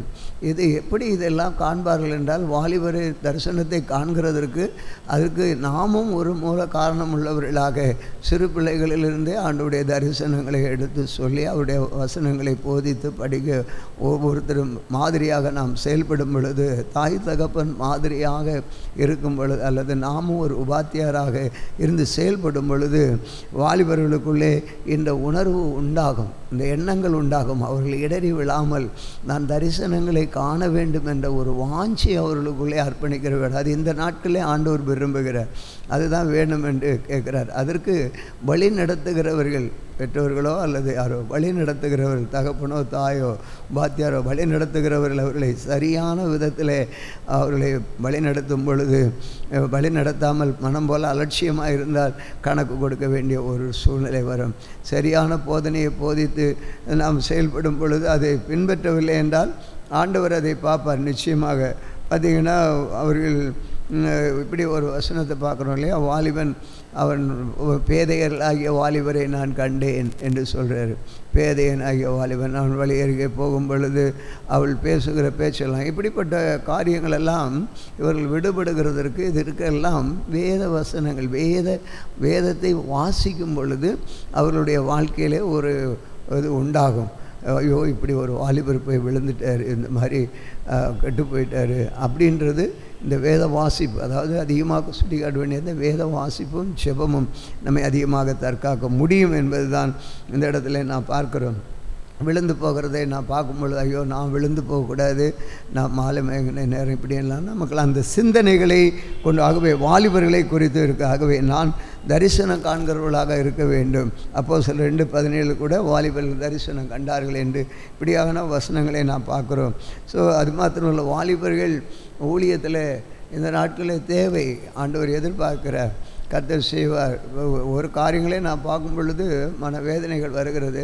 இதை சிந்திக்கிற வேளையிலே வாலிபர்கள் பாருங்கள், இப்போ அப்போஸ்தலர் நடவடிக்கைகளின் 5ஆம் அதிகாரம் 6-7 வாலிபர்களை என்னை எதற்காக பயன்படுத்தப்படினா, அங்கே அனனியா சப்பீரா அவர்கள் பொய் சொன்னதினாலே இந்த வாலிபர்கள் அவர்களை எடுத்து இது ஊழியத்துக்கு அவர்களை கொண்டு அடக்கம் பண்ண வருகிறார்கள் என்பதை பார்க்கிறோம்.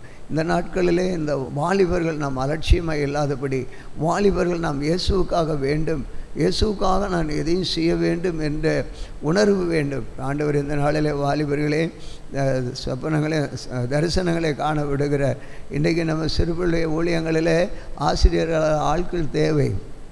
எப்படி நாம் அர்ப்பணிக்காமல் இருக்கிறோம். ஆண்டவர் நம்ம அப்படி வரும் பொழுது நம்மை ஆண்டவர் வேறு பிரித்து இதிலும் எடுத்து மகிமைப்படுத்துவார் என்பதை நாம் பார்க்கிறோம். பிள்ளைகளை நாம் சரியான வழியில் வைக்கும் பொழுது ஆகவே நாம் ஒரு வாத்தியாராகவும் மாறுகிறோம். அந்த இடத்துல பிள்ளைகளை வழிநடத்த வாலிபர்கள். அது மாத்திரமல்ல, இப்படிப்பட்ட பொய் சொல்லி கீழே விழுந்து செத்து போகிறவர்களை தூக்கி அடக்கம் பண்ணுகிற அந்த அனுபவம் என்று சொல்லும் பொழுது, பாவத்தில் செத்து கிடக்கிற மக்களை தூக்கி கொண்டு வந்து தேவ சமூகத்தில் உருவாக்க, அவர்களை ஞானஸ்நானத்துக்கு வழிநடத்த இன்றைக்கு வாலிபர்கள் எழுந்து நின்று தரிசனங்களை காண்கிற வாலிபர்கள் வேண்டும். அர்ப்பணிக்கிற ஆட்கள் வேண்டும். வெகு சிலர் பார்க்க முடியவில்லை, அர்ப்பணிக்கிற ஆட்கள் இல்லை. பார்த்திங்கன்னா, ஆசிரியர் என்ற நானும் இந்த ஊழியத்தில் எவ்வளவோ பிரயாசப்படுறோம். சிறு பிள்ளைகள் ஊழியம் அனுப்பிச்சு வரணும், ஆனால் எல்லாம் செய்கிறோம் ஒரு சும்மா எதுவுமே இல்லை, கடமைக்காக இருக்கிறது ஒழிய அவருடைய அந்த நிலை இல்லை. ஆனாலும் தேவ சமூகத்தில் இந்த ஒவ்வொரு காரியங்களையும் உணர்த்தும் பொழுது ஆண்டவர் பேச நினைக்கும் போது வருத்தமாக தான் இருக்குது. ஆனால் பார்த்திங்கன்னா, ஒரு சின்ன உதாரணம், 3 வருஷமாக அவங்க வரமாட்டேன் வேண்டான்னு சொல்லிட்டாங்க, விட்டுருங்கன்னு சொல்லிட்டு விட்டால், திடீர்னு ஒரு சின்ன ஜெபம் வச்சு பேசும் பொழுது அவங்க சொல்கிறாங்க, எங்களுக்கு கொடுத்தாலும் அவங்க வரலை அப்படின்னு. அப்போ என்ன பண்ணும்? ஆனால் நம்ம கோபப்பட்டு ஒன்றும் பண்ண முடியல. ஆனால் ஆண்டவர் மேலே வச்சுட்டோம். அந்தளவு ஒரு பொறுப்பில்லாத ஒரு வாழ்க்கை. கொடுத்த நபர்களை அதை எப்படி நடத்த வேண்டும், கொடுத்த பிள்ளைகளை எப்படி நம்ம வழி நடத்தணும், கொடுத்த நம்ம பிள்ளைகளாக இருந்தாலும் சரிதான், இல்லை ஆசிரியர் இல்லாதபடி ஏனோ தானு வர்றோம், கடமைக்கு வர்றோம், போகிறோம், ஞாயிற்றுக்கிழமை வர்றோம், வந்து உட்காரணும், எழுப்பி போகிறோம். வேஸ்ட்டு. கணக்கு கொடுக்கணும். எல்லாமே சத்தியத்தை கேட்டோமா, அதன்படி செஞ்சோமா, நான் ஒரு வாத்தியராக மாறணும்னு எதிர்பார்க்குறோமா, எனக்குள்ளே ஒரு தீர்க்க தரிசன ஆவி எனக்குள்ளே வரணுன்ற எண்ணம் இருக்குதா?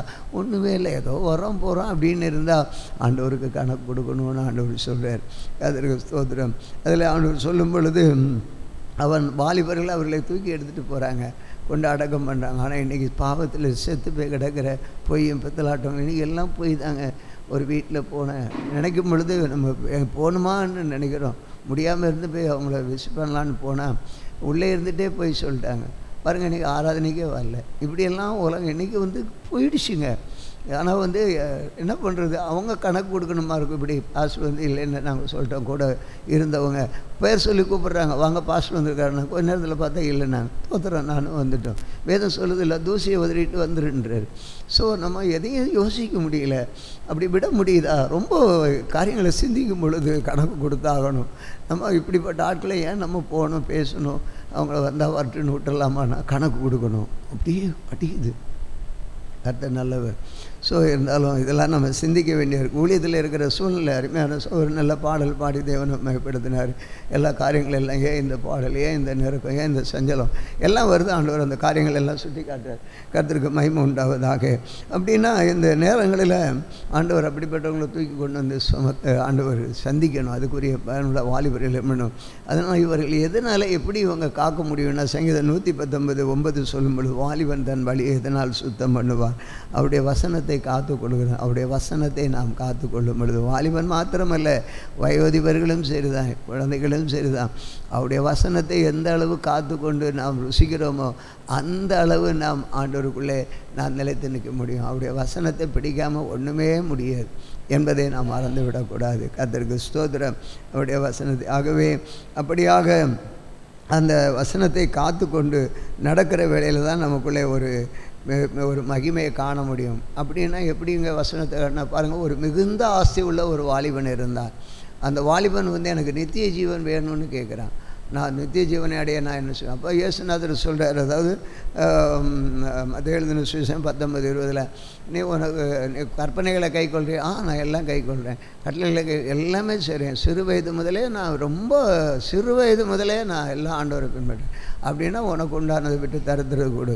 ஆனால் அவனால் முடியலை, அவனு நித்திய ஜீவன் எல்லாம். ஸோ அப்போ நம்ம வேதத்தை வாசிக்கிறதுனால அந்த நம்மளே என்ன பண்ணுவோம், நித்திய ஜீவன் நமக்கு தேவை. இந்த உலகத்தில் 100க்கு 100 நான் சொல்கிறேன், இந்த உலகத்தில் மனிதனுடைய எண்ணங்களெல்லாம் நம்ம ரொம்ப ஆராய்ச்சி பார்க்கும் பொழுது, விசுவாசியாக இருக்கட்டும், ஊழியக்காரனாக இருக்கட்டும், யாராக இருந்தாலும் அதெல்லாம் நினைக்கும் பொழுது வேதனை வருது.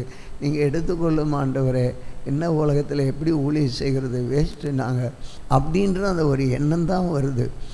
பார்த்திங்கன்னா, நல்லா சம்பாதிக்கணும், நல்லா சாப்பிடணும், லட்ச லைஃப் வாழணும், அதனுடைய முடிவு என்ன இருக்குன்றது ஒருவருக்குமே தெரிய மாட்டேங்குது. இன்றைக்கி ஆண்டவருக்காக அர்ப்பணித்து எகிப்தின் ஆசாபாசங்களை வெறுத்து ஆண்டுடைய கிருபை வரங்களை பெற்று ஒரு தீர்க்க தரிசன வரம் பெற்று ஒரு வாலிப பிள்ளை இயேசுக்காக சாட்சியாக இருக்கணும்னா அது போயிடுச்சு. நான் படித்தேன், பட்டம் வாங்கினேன், தினசாக நான் ஏதாவது மீனுக்கு போடணும், அதை போடணும், இந்த எண்ணம் தாங்க உலகத்தில் இருக்குது. சம்பாதிக்கிறவங்களுக்கும் சம்பாதிக்கிறோம், சாப்பிட்றோம், நல்லா இருக்கிறோம், அவ்வளோதான். வேறு என்ன வேணும்? முடிவில் என்ன வரப்போகுது? உன்னால் நீ என்ன செஞ்ச? இயேசுவுக்காக நீ என்ன பண்ணின? கொடுத்த சுகத்துக்கு நீ என்ன பண்ண? ஐயோ, இதெல்லாம் நினச்சா பேச முடியாத ஒரு நிலை. பார்க்கும் பொழுது போதுமே இந்த ஊழியம், போதுமே இந்த வாழ்க்கை என்று நினைக்கிறோம். ஆனாலும் கர்த்தர் கொடுத்த வார்த்தை பேசி ஆக வேண்டும். நான் பேசாமல் இருந்தால் நான் கணக்கு கொடுக்க வேண்டும். ஒரு முக்காடு போடுன்னு சொன்னது குற்றம். ஸ்கார்ப்பு கட்டிடுற நீ, ஸ்கார்ப்பு யாராவது கட்டுறீங்களான்னு தெரில, அது குற்றம். முக்காடு ஸ்திரீகள் முக்காடு போடுறது. அப்போ எப்படி நான் டீச் பண்ணுவோம்? பவுல் நிருபங்களை டீச் பண்ணுவோம். அப்படியே இறுதி குமுறுதுங்க. இதெல்லாம் சாரி, இதை பேசல. இப்போ என்ன, இது ஒரு குற்றம். ஒரு பாஸ்ட் பேசுகிறார், அன்றைக்கி பாஸ்ட் அம்மா பேசுகிறாங்க, ஸ்கார்ப் ஸ்டைல். நீங்கள் என்ன போடுறீங்களா எனக்கு தெரியாது, கர்த்தருக்கு கணக்கு கொடுக்கணும். சரி, ஓகே. அங்கே வாலிபன் தன்னுடைய வழியை அதான் சொல்லி பாருங்கள். இன்னொரு வாலிபன் பாருங்களேன், தூங்கி கேட்டு விழுறான். ஆனால் அவர் வந்து வாலிபனை கொண்டு வரும்போது அவர் தொட்டு சுகப்படுத்துகிறார் இயேசுனார். தூங்கின வாலிபன் கேட்டு தூங்கி விழுந்தான், உயிர்த்தலை வைக்கிறார். ஸோ இந்த மாதிரி நிலைமையெல்லாம் வாலிபர்களுக்கு செய்கிற காரியங்கள்.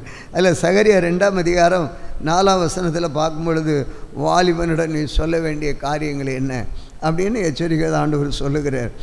மத்தேயு 15:4 சொல்லும் பொழுது, தகப்பனே பாருங்கள், இவனை அவர் நோக்கி நீ ஓடி வந்து இந்த வாலிபனிடத்தில் சொல்ல வேண்டியது என்னவென்றால், எருசலேம்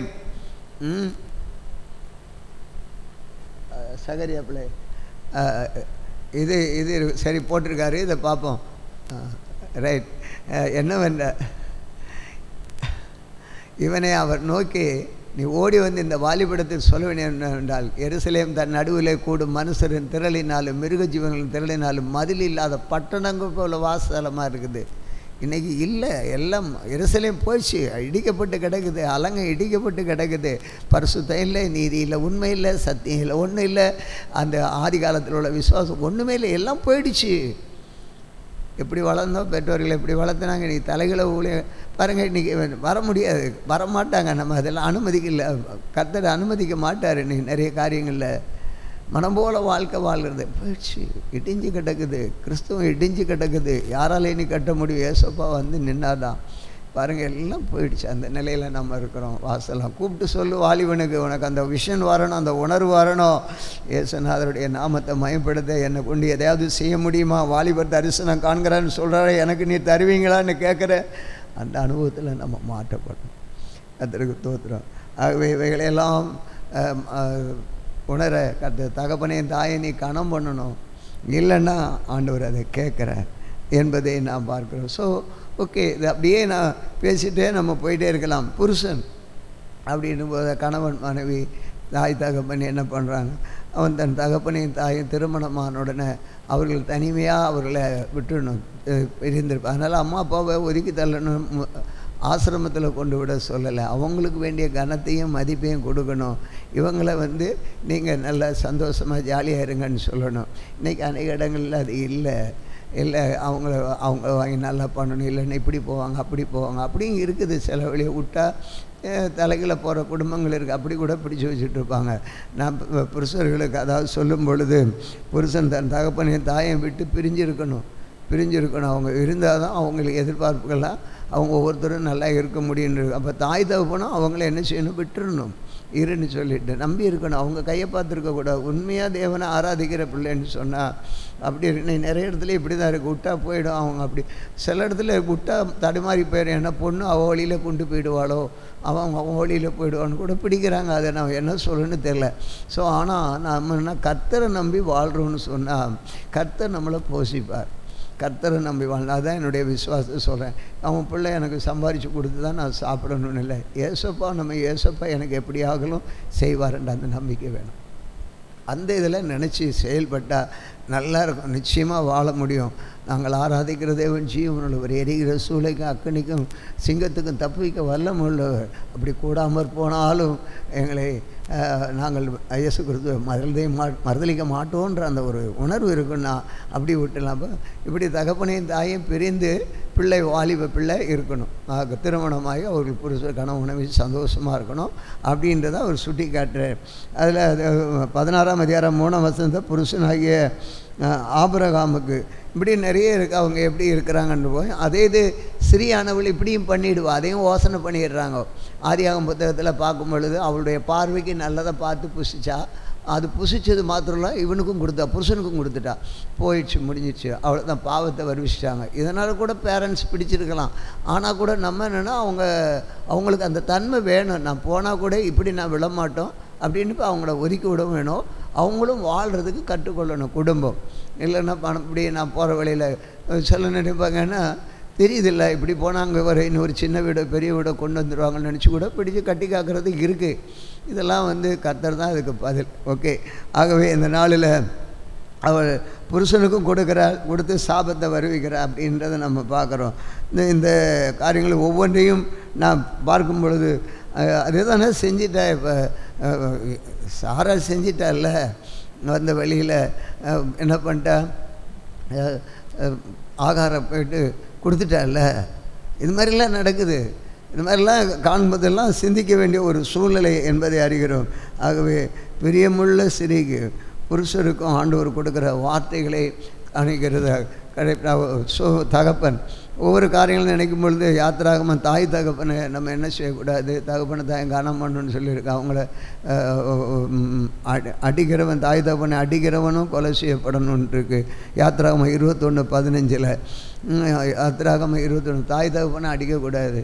அவங்க இன்றைக்கி சில தாய் தகப்பனை அடித்து தான் ஆகணும். அப்பாவை மகன்னு தெரியல, மகன்னு தெரியல, அப்படியெல்லாம் நடக்குது. சபையிலே இருக்கிறாங்க, நம்ம ஒன்றும் சொல்ல முடியல. மக இல்லை பேர பிள்ளைன்னு ஒன்றும் தெரியல. அப்படிப்பட்டவங்களும் அடிக்கிறதா என்னென்னு தெரியல, ஆண்டவர் தான் அடிக்கணும். ஆனால் அவன் கொலை செய்யப்படக்கூடாதுன்னு சொல்லியிருக்கு. யாத்திராகமம் 21:17 அவன் தாய் தகப்பனையும் சபிக்கிறவன் கொலை செய்யப்படணும். அப்போ அவங்கள சபிக்கக்கூடாது. இதெல்லாம் சொல்லியிருக்கு. நம்ம வசனம் சொல்கிறத நம்ம பார்க்கணும். அதே போல் உபாகமம் 27:16 தாய் தகப்பனை தூசிக்கிறவனும் கொலை செய்யப்படணும். தாய் தகப்பனை நிச்சயமாக ஆனர் பண்ணணும். அதுதான் கட்டளையில் கற்பனையில் இருக்குது. அவங்க எப்படியோ போட்டு ஆண்டவர் அவங்கள பார்ப்பார் அப்படின்னு நம்ம விட்டுறணும். அவங்கள அடிக்கிறதுக்கோ தூசிக்கிறதுக்கோ அவங்கள சபிக்கிறதுக்கோ நம்ம ஆளே இல்லை. அதை செய்யணும். ஆனால் பார்த்தா நமக்கு தோணும், மனசுக்கு தோணும், இவனை இப்படி விட்டு வச்சா அப்படின்னு. மனம் போல் இருக்கிறாங்களே பிள்ளைங்க இருக்குது. அந்த பிள்ளைங்களை அக்கா இருக்குது, அக்காவை கட்டி கொடுக்குது, ஒரு பொறுப்பு இல்லாமல் குடிச்சின்னு சுற்றின்னு வராரு, வீட்டிலே இப்படி அலட்சியமாக இருக்கிறாருன்னு பார்க்கும்போது அடிக்கலாமான்னு தான் தோணும். என்ன பண்ணுறது, அடி தான் கொடுக்கணும் போல் இருக்கும். ஆனால் கொலை செய்யப்பட கடவுள்னு சொல்லியிருக்கு. ஸோ இதெல்லாம் நம்ம பார்க்கும் பொழுது வேதத்தை நாம் அதிகமாக தியானிக்க கர்த்தர் உதவி செய்வாராக. இப்போ தாய் தகப்பன் சரியான வழியில் இருக்கணும். தாய் தகப்பன் மாதிரியாக இருக்கணும். பிள்ளைக்கு மாதிரி இல்லாமல் இருந்தால் தான் இது மாதிரி அடிக்க வர்றாங்க, கொலை அவங்களுக்கு சாபத்தை வருவித்து கொடுக்குற. அம்மா அப்பா செய்ய வேண்டிய முறை ஒழுங்காக இல்லைன்னா பிள்ளைகளுக்கு சாபத்தையும் வாங்கி கொடுக்குற, வேனையும் வாங்கி கொடுக்குற, அவங்கள சொல்ல வைக்கிற, அவங்கள கொலை செய்கிறதுக்கு வேறிய அந்த தண்டனையை வாங்கி கொடுக்குற. அதனால் தாய் தகப்பன் சீராக சிறப்பாகவும் நல்ல நேர்த்தியான பிள்ளைகளை தகப்பனாகவும் தாயாகவும் இருக்க வேண்டும் என்று ஆண்டவர் விரும்புகிறார். அவர்களிடத்தில் ஒரு மாதிரி இருக்க வேண்டும். இதுதான் ஆண்டோடைய விருப்பம். கர்த்தருக்கு தோத்திரம். அதே போல் ராஜாக்களை பார்த்திங்கன்னா இது தாய் தகப்பனில் பார்க்கும், பிதாக்கள் எல்லாம் பார்க்குறோம். ராஜாக்களும் செம்மையானவைகளை செய்தார்கள், பிள்ளைகள் அதை பின்பற்றினார்கள். சில ராஜாக்கள் செம்மை அல்லாததை பின்பற்றினார்கள். அதே போல் பாகாலை பின்பற்றி இருந்தவர்கள் பிள்ளைகளும் அப்படியே பின்பற்றினார். அகசியா ராஜா பார்க்கும் பொழுது 1 ராஜாக்களில் 22:54 அகசியா ராஜா பொல்லாப்பானதை செய்கிறார். பிள்ளைகளும் அதை பண்ணி பிள்ளைகளும் பொல்லாப்பா பாகாலின் வழிபடத்திலே போகிறாங்க. அப்போ அவங்க ஒரு மாதிரியை காட்ட வேண்டும் என்று ஆண்டவர் விரும்புகிறதை பார்க்கிறோம். ஓகே, இவையெல்லாம் ஒரு சின்ன உதாரணமாக நான் இந்த இடத்துல கொண்டு வந்தேன். ஆண்டவர் நம்மை பற்றி கணக்கு கேட்பார். இந்த காரியங்களை அப்படியே சிந்திக்கும் பொழுது ஆவியானவர் பேச ஆரம்பிச்சிட்டார். நான் கணக்கு கேட்பப்பா அப்படின்னு வரும் பொழுது பாருங்கள், நான் இன்றைக்கி அருமையான பாடல் பிரதர் பாடினாங்க. எல்லாத்தையும் பார்த்திங்கன்னா நமக்கு செபமும் வேத வாசிப்பு இருந்ததுன்னா நம்ம ஆண்டவர் சொல்ல அவர்கள் நிலைத்திருந்து ஒரு கனி கொடுக்குற வாழ்க்கையாக வாழ முடியும் அப்படின்றத நிச்சயமாக நம்ம பார்க்க முடியும். அதில் சொல்லும் பொழுது பார்த்திங்கன்னா எத்தனை பேர் இந்த சபையில் சொல்கிறத கேட்குறோம், அதை கீழ்ப்படிஞ்சு செயல்படுறோமா, அதை நம்ம ஆராய்ந்து பார்க்கணும். இல்லை, வேதவசனம் என்ன சொல்லுது, சொல்கிறாங்க கேட்குறாங்க, முதல்ல சொல்கிறவனே செய்கிறானா அப்படின்ற மாதிரி தான் நமக்குள்ள எண்ணங்கள் போயின்னு இருக்கு. காலம் அப்படி மாறிவிட்டது. அருமையான தேவனுடைய பிள்ளைகளே, இந்த எதற்கு இப்படி ஒன்று போட்டிருக்கிறோம், 2 போட்டு எதுக்கு, நானும் என் வீட்டாருமோ என்றால் கர்த்தரை சேவிப்போம். அந்த வேதவசனத்தை நம்பி நாம் இருக்க வேண்டும் என்ற உணர்வு நமக்கு வேண்டாமா? ஆண்டவருக்கு கணக்கு கொடுக்க வேண்டும். யோசுவா சொல்லுகிறாரே, அப்படியே நாங்கள் கர்த்தரை ஆராதிக்காமல் சேவிக்காமல் நாங்கள் பின்ன யாரை சேவிப்போம், நானும் வீட்டாருமோ என்றால் கர்த்தரை. அந்த உணர்வு நமக்குள்ளே வேண்டும். அந்த சிந்தை, வீட்டாரோடு நாம் ஆராதிக்க வேண்டும், வீட்டாரோடு தேவனை மகிமைப்படுத்த வேண்டும் என்ற சிந்தை நமக்குள்ளே வர வேண்டும் என்ற இதை சொல்கிறேன். இல்லாவிட்டால், அந்த எண்ணம் வராவிட்டால் அப்படின்னா எப்படி நான் ஆண்டவர் சொல்கிறார், கேளுங்கள் கொடுக்கப்படும், தட்டுங்கள் திறக்கப்படும், தேடுங்கள் கண்டடைவீர்கள். இப்படி சொல்லும் பொழுது ஏன் இந்த வசனத்தை பின்பற்றி நீ கேட்கக்கூடாது? கேட்டால் அவர் தருவாரே, தட்டுனால் திறக்கலாமே, திறப்பாரே, தேடினால் கண்டுபிடிக்க முடியுமா? ஏன் கேட்க மாட்டாய்? கர்த்தர் கேட்கிறார், நீ கணக்கு கொடுக்க வேண்டும், நீ கணக்கு கொடுக்க வேண்டும். என் கணவர் ரட்சிக்கப்பட வேண்டும், என் பிள்ளை ரட்சிக்கப்பட வேண்டும், என் மனைவி ரட்சிக்கப்பட வேண்டும், என் உறவினர் ரட்சிக்கப்பட வேண்டும், என் தந்தை ரட்சிக்கப்பட வேண்டும் என்று நான் இன்னும் கேட்காமல் இருந்தால், நீ மனம் போல உன்னுடைய கணவனை மனம் போல விட்டுவோம், மனைவியை மனம் போல விட்டுவோம், பிள்ளையை மனம் போல விட்டுவோம், பெற்றோரை மனம் போல விட்டுட்டு நான் மட்டும் வந்தால் போதும் என்று சொன்னால் கர்த்தர் உன்னை பார்த்து கேட்கிறார். அதை தான் காலையில் இந்த வசனங்களை அப்படியே நேற்றைக்கு கொடுத்துருந்தேன், அப்படியே வச்சுருந்தேன். ஆனால் ஆவியானவர் செபிக்கும் பொழுது காலையில் பேசினேன், முதல்ல இதை சொல்லு, நானும் என் வீட்டாருமோ வந்தால் சேவிப்போன். அந்த இது அப்படின்னா என்ன பண்ணணும், எப்படி சேவிக்கிறது? எப்படின்னா, நீ உனக்கு கொடுத்ததை கேட்டியா என்னிடத்துல கேட்டியா, கேட்டால் கொடுப்பேன், தட்டுனியா திறப்பேன், நீ செபிச்சியா அப்படின்னு ஆண்டவர் கேட்குறார். ஜெபம் பண்ணுனா நிச்சயமாக ஆண்டவர். ஜெபத்தினால முடியாதது எதுவுமே இல்லை. ஜெபம் எல்லாவற்றையும் ஒட்டச்சி, ஜெபத்தினால முடியாது எதுவும் இல்லை. ஜெபந்தான் கர்த்தர் என் வாழ்க்கையில் அந்த ஜெபந்தான் என்னை இந்த அளவு 917 நாட்கள் நிற்க வைக்கிறதும் இல்லாமல் எந்தெந்த இடத்துல தள்ளப்பட்டேனோ அந்தந்த இடத்துல எடுத்து நிறுத்தி, எந்தெந்த இடத்துல தேவனுடைய சமூகத்தில் கர்த்தர் கொண்டு நிறுத்திட்டே வரார். தேவநாமத்தில் யார் யார் நினச்சாங்களோ அவங்கெல்லாம் அந்த அளவுக்கு இறங்கி வந்து நின்று அவங்களுடைய தவறுகளை உணர கர்த்தர். ஜெபம் விடாதீர்கள், கேளு கொடு, குடும்பத்துக்காக செபிங்க. அது மாத்திரம் இல்லை, கற்பனையை கை கொள்ள வேண்டும், ஓய்வு நாளை தேவனை ஆராதிக்க வேண்டும். இதெல்லாம் கணக்கு கேட்பார். மகளே நீ கற்பனைகளை கை கொண்டியா? 10 கற்பனை வேறு தேவனை கும்பிடக்கூடாது இப்படின்னு தெரியல, தகப்பனே தயங்கானம் பண்ணு, போய் சொல்லாத, கொலை செய்யாதிருப்பா, விபச்சாரம் செய்யாதிருப்பா, களவு செய்யாதிருப்பா, எல்லாம் இருக்குத. கற்பனைகளை கைக்கொள், இல்லை என்னால் கணக்கு கேட்பார். நம்மெல்லாம் வேதத்தை கையில் ஏந்தினவர்கள். நிச்சயமாய் நமக்கு ஒரு நியாய தீர்ப்பு இருக்குது. கிறிஸ்தவன் அல்லாதவன் என்ன கிடக்கட்டும், அவனு போய் நியாய தீர்ப்பில் நிற்க மாட்டான், அது அப்போ அதில் அழிவில் போயிடுவான். ஸோ கணக்கு கற்பனைகளை கைக்கொள், இல்லாவிட்டால் இதை கை கொள்ளும் பொழுது ஆசீர்வாதத்தை கர்த்தர் தருவார். இப்படியே குறையும். அது மாத்திரமில்லை, ஆண்டவர் சொல்லும் பொழுது இடைவிடாமல் ஜெபம் பண்ணுங்கள். எனக்கெல்லாம் வந்து இன்றைக்கி இந்த ஜெபத்தில் இவங்கெல்லாம் பாடும் பொழுதெல்லாம் உடனே இடைவிடாமல் ஜெபம் பண்ணுங்கள். அதே போல் பொருத்தனையோடு ஜெபம் பண்ணுங்கள். இப்படி பல ஜெபத்தில் எப்படி வேணாலும் பண்ணுங்கள். உபவாசம் எடுத்து ஜெபம் பண்ணுங்கள். பாருங்கள், எஸ்தர் புத்தகத்தை படிக்கிறோம். அந்த எஸ்தர் ராஜாத்தியாக இருந்தால் கூட நேரம் பார்க்காதீங்க, இது ரொம்ப முக்கியமான ஒரு காரியம். ராஜாத்தியாக இருந்தால் கூட தன் ஜனத்துக்கு அழிவு வருதுன்றதுனால அவன் மௌனமாக இருக்கலை. உடனே அவங்க சொல்கிறாங்க, அந்த செய்தி கேட்ட மாத்திரத்தில் நானும் என் தாதிமார்களும் 3 நாள் உபவாசம் எடுக்கிறோம், நீங்கள் எடுங்கள் என்று உடனே மெர்தேகாவுக்கு சந்தோஷம் உபவாசம் எடுத்து செபித்தார்கள். காரியம் மாறுதலாய் முடிந்தது. ராஜா நாட்கள் வர வேண்டிய நாளெல்லாம் போனால் கூட சீக்கிரமாக வரவழைச்சி பொருஷங்களை நீட்டி வான்னு, உனக்கு என்ன வேணும் கேளு, விருந்து வச்சு சாப்பிட வச்சு ராஜா உற்சாகப்படுத்தின ஆண்டவர். அவர் சொல்லும்போது தன்னுடைய வேதனையை சொன்ன மாத்திரத்தில் அப்படியே யூதகுலம் அழியுதுன்னு சொன்ன உடனே ராஜாவுக்கு தூக்கம் வராமல் இருந்துட்டு புத்தகத்தை படிக்கிறாரு. அந்த மெர்தேகாயை காப்பாற்றுறான். எல்லாத்தையும் பார்த்த உடனே அங்கே மகிமை, இந்த காரியத்தை கர்த்தர் செய்வார், ஜெபம் பண்ணு. ராஜாத்தியே ஒன்றும் இல்லாமல் இப்போவே இதுக்கு இன்னும் வேறு இன்னும் மேட்டுமையாக என்னென்ன வேணும்னு தான் நீ போகிற வழியே கர்த்தரை தேட மாட்டேன்ற, ஜெபம் வர மாட்டேன்னுது. ஐயோ, ஜெபம் பண்ண என்னால் முழங்கால் பட முடியல. நீ படுத்துட்டு ஜெபம் பண்ணு, உக்காந்துட்டு ஜெபம் பண்ணு. ஜெபம் எஸ்தர் அதான் இந்த வாசிக்கும் பொழுது நான் சந்தோஷப்படுறேன். பாருங்கள், அந்த ஜெபம் சும்மா விடலை. சனிக்கிழமை தான் 9ஆம் அதிகாரம் படித்தோம். வேண்டுதல் என்ன, உன் வேண்டுதல் என்னன்னு கேட்குறாரு. வேண்டுதல் என்ன? அவர் சொல்கிற அவ்வளோதான். அப்படியே நடந்தது. மோதிரம் எல்லாம் கொண்டு போய் மெதுவாக போடுறேன். கர்த்தர் நல்லவ. அருமையான சபையே, ஜெபம் நம்மை காக்கும், வழி நடத்தும். கேட்பார், நீ எவ்வளோ நேரம் ஜெபம் பண்ணுற, இதில் இல்லைன்னா இடைவிடாமல் ஜெபம் பண்ணுறியா, பொருத்தனை பண்ணி ஜெபம் பண்ணு. பாருங்கள், ஒரு உதாரணத்தை நான் சுட்டி காட்ட விரும்புகிறேன். காலையில் சகோதரர்கள் பாட்டு எடுத்ததில் ஒருத்தர் இந்த பாட்டு எடுத்தார். ரொம்ப சந்தோஷமாக இருந்தது. நான் அது அவர் வருது கொஞ்சம் காலதாமதமாச்சு. நான் அந்த பாட்டை ஆரம்பித்தேன். அப்போ தான் நான் ஒன்று, யாக்கோபை போல நான் போராடுவேன். என் பிரதர் பாடும்பொழுது அந்த பாட்டில் யாக்கோபை போல் எடுத்தாங்க. போராடுவேன் அப்படின்றார். எலியாவை போல நான் ஜெபித்திடுவேன். பாருங்கள் எவ்வளோதான் பாருங்கள். ஜெபம் பண்ணு. செய்தி ஆண்டவர் கொடுக்குறார். சபையில் தேவன் தம்முடைய பிள்ளைகளை உருவாக்கிட்டு இருக்கிறார். ஒரு எழுப்புதல் உண்டு. இந்த சேர் காலியாக இருக்குன்னு என் மகன் வந்து சொல்கிறாரு, டேடி 3வது 6வது நீ கேன்சல் பண்ணிடுங்க. இது எப்படி உடையும் தெரியுமா, எப்படி இருக்குது தெரியுமா? சிலருக்கு வேலை செஞ்சுட்டு வந்து களைப்பில் தூங்குறோம். இருங்க, தூங்கினா என்னமோ பண்ணுங்க, அவ்வளோ இருதயம். ஆனால் ஆண்டவர் இங்கே நடத்துகிற கிரியை அப்படி. அந்த பாட்டை பார்த்தீங்கன்னா, எலியாவை போல நான் ஜெபித்திடுவேன். அப்போ அந்த ஜெபம் அங்கே வருது. வந்து விட்டமாட்டேன் நானும் ஜெபிக்கிறேன். இயேசு கிறிஸ்துவே, சிறிய ஒரு வாலிபர், பெண்கள், ஆண்கள், பாவ சாவ ரோக கட்டில் இருக்கிறவர்கள் அழைச்சி வந்து அற்புத அதிசயங்களினாலே இங்கே இருக்கிற எங்களை கொண்டு இயேசு கிறிஸ்துவ நாம மைப்பட நீர் பயன்படுத்துகிற இயேசு கிறிஸ்து உம்முடைய நாமம் மைப்படுவது, அதை நாங்கள் பிரஸ்தாபப்படுத்துவோன்னு ஜெபம் பண்ணுறேன். விட்டமாட்டேன், என்னை ஆசீர்வதித்தால் ஒழிய விட மாட்டேன்னு சொல்லி ஜெபிச்சதை மாற்றிட்டார். அப்படி ஜெபிக்காத, இப்படி ஜெபின்ட்டார். அதுக்கு தான் இப்போ நினைக்கிறேன், சிறிய ஒரு வாலிபர், பெண்கள், ஆண்கள், பாவசார், அந்த முகாம் வந்து நம்ம பக்கம் நடக்குதுன்னு நினைக்கிறேன். விசுவாசம் அது கேட்குறேன். வர்த்திக்க பண்ணுகிற இயேசு கிறிஸ்து, சிறுவர், வாலிபர், பெண்கள், ஆண்கள், பாவ சாபரோக கட்டில் இருக்கிற அழைச்சி வந்து விசுவாசம், சத்தியம், பரிசுத்த, நீதி இவைகளினால வர்த்திக்க பண்ணுகிற இயேசு கிறிஸ்து வேண்டுதல் பண்ணிட்டு தான் இருக்கேன். காலையில் 200 முறை கேட்டேன். செய்வார் ஆண்டவர், நம்பிக்கை இருக்கு. ஜெபம் பண்ணு. குடும்பம் ரசிக்கப்படாத, ஜெபம் பண்ணுங்க, கர்த்தர் செய்வார்.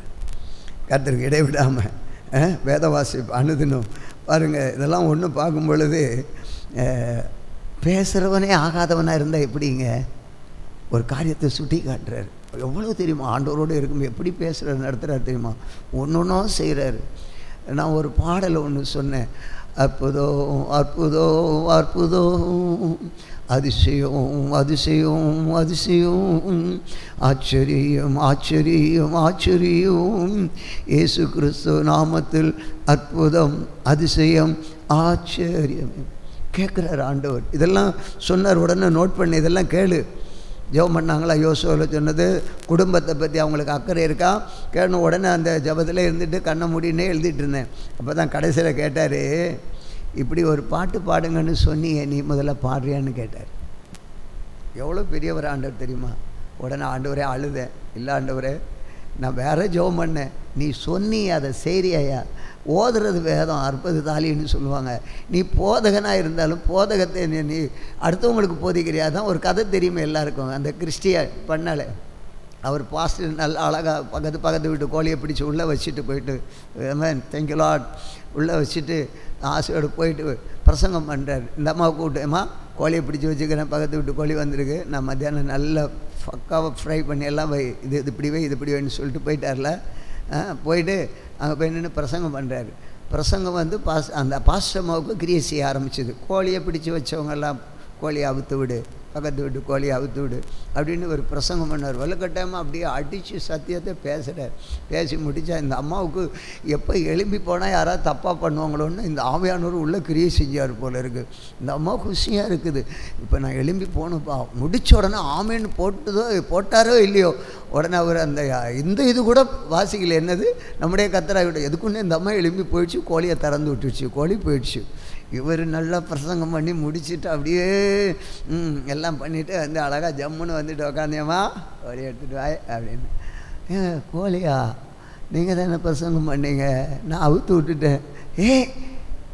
ஊருக்கல்லடி உபதேசம், நமக்கு இல்லை.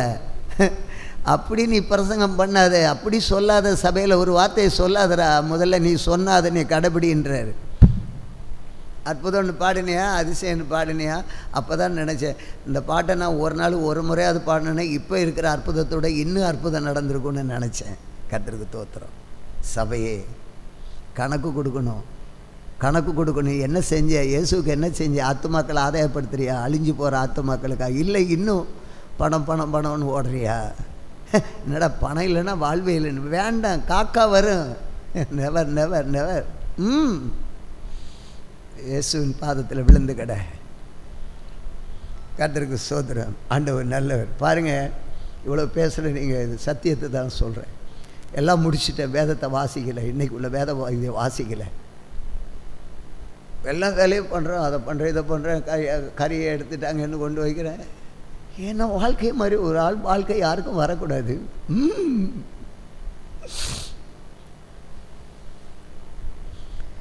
கேட்குறாரு, வேதத்தை வாசி, என்னைக்குள்ள வேதம் வாசித்தேன் இல்லாண்டவர் இப்போ உட்காந்து வாசினார். எல்லாம் போட்டு எல்லாம் எடுத்து அவர் எல்லாம் எடுத்து வச்சுட்டு இங்கே வந்து உட்காந்து வேதத்தை வாசித்தேன். கர்த்தர் பேச பாரு என்ன இருக்குது, புலம்பலின் புத்தகம், சபையே வேதம் வாசிங்க, ஜெபம் பண்ணுங்க. 2ஆம் அதிகாரம் 3, 4, 5 அதிகாரம் வாசிக்கணும். 2ஆம் அதிகாரத்தில் வருது, நேரம் பார்க்காதீங்க சொல்கிறேன் நான். 2ஆம் அதிகாரத்தில் வருது, அந்த விசுவாச குடும்பத்தில் அவர் உபத்திரம், புலம்பல் புலம்பல். பாஸ்டர் புலம்பினே இருக்கிறாரு, பிரசங்கம் இல்லை, புலம்பல். எரேமியா புலம்புறான். எரேமியாவுடைய புலம்பல் போன இந்த மாதம்லாம் எரேமியாவுடைய பகுதி தான் வாசிக்கணும். எரேமியாவுக்கு சந்தோஷம் இல்லை, நிம்மதி இல்லை.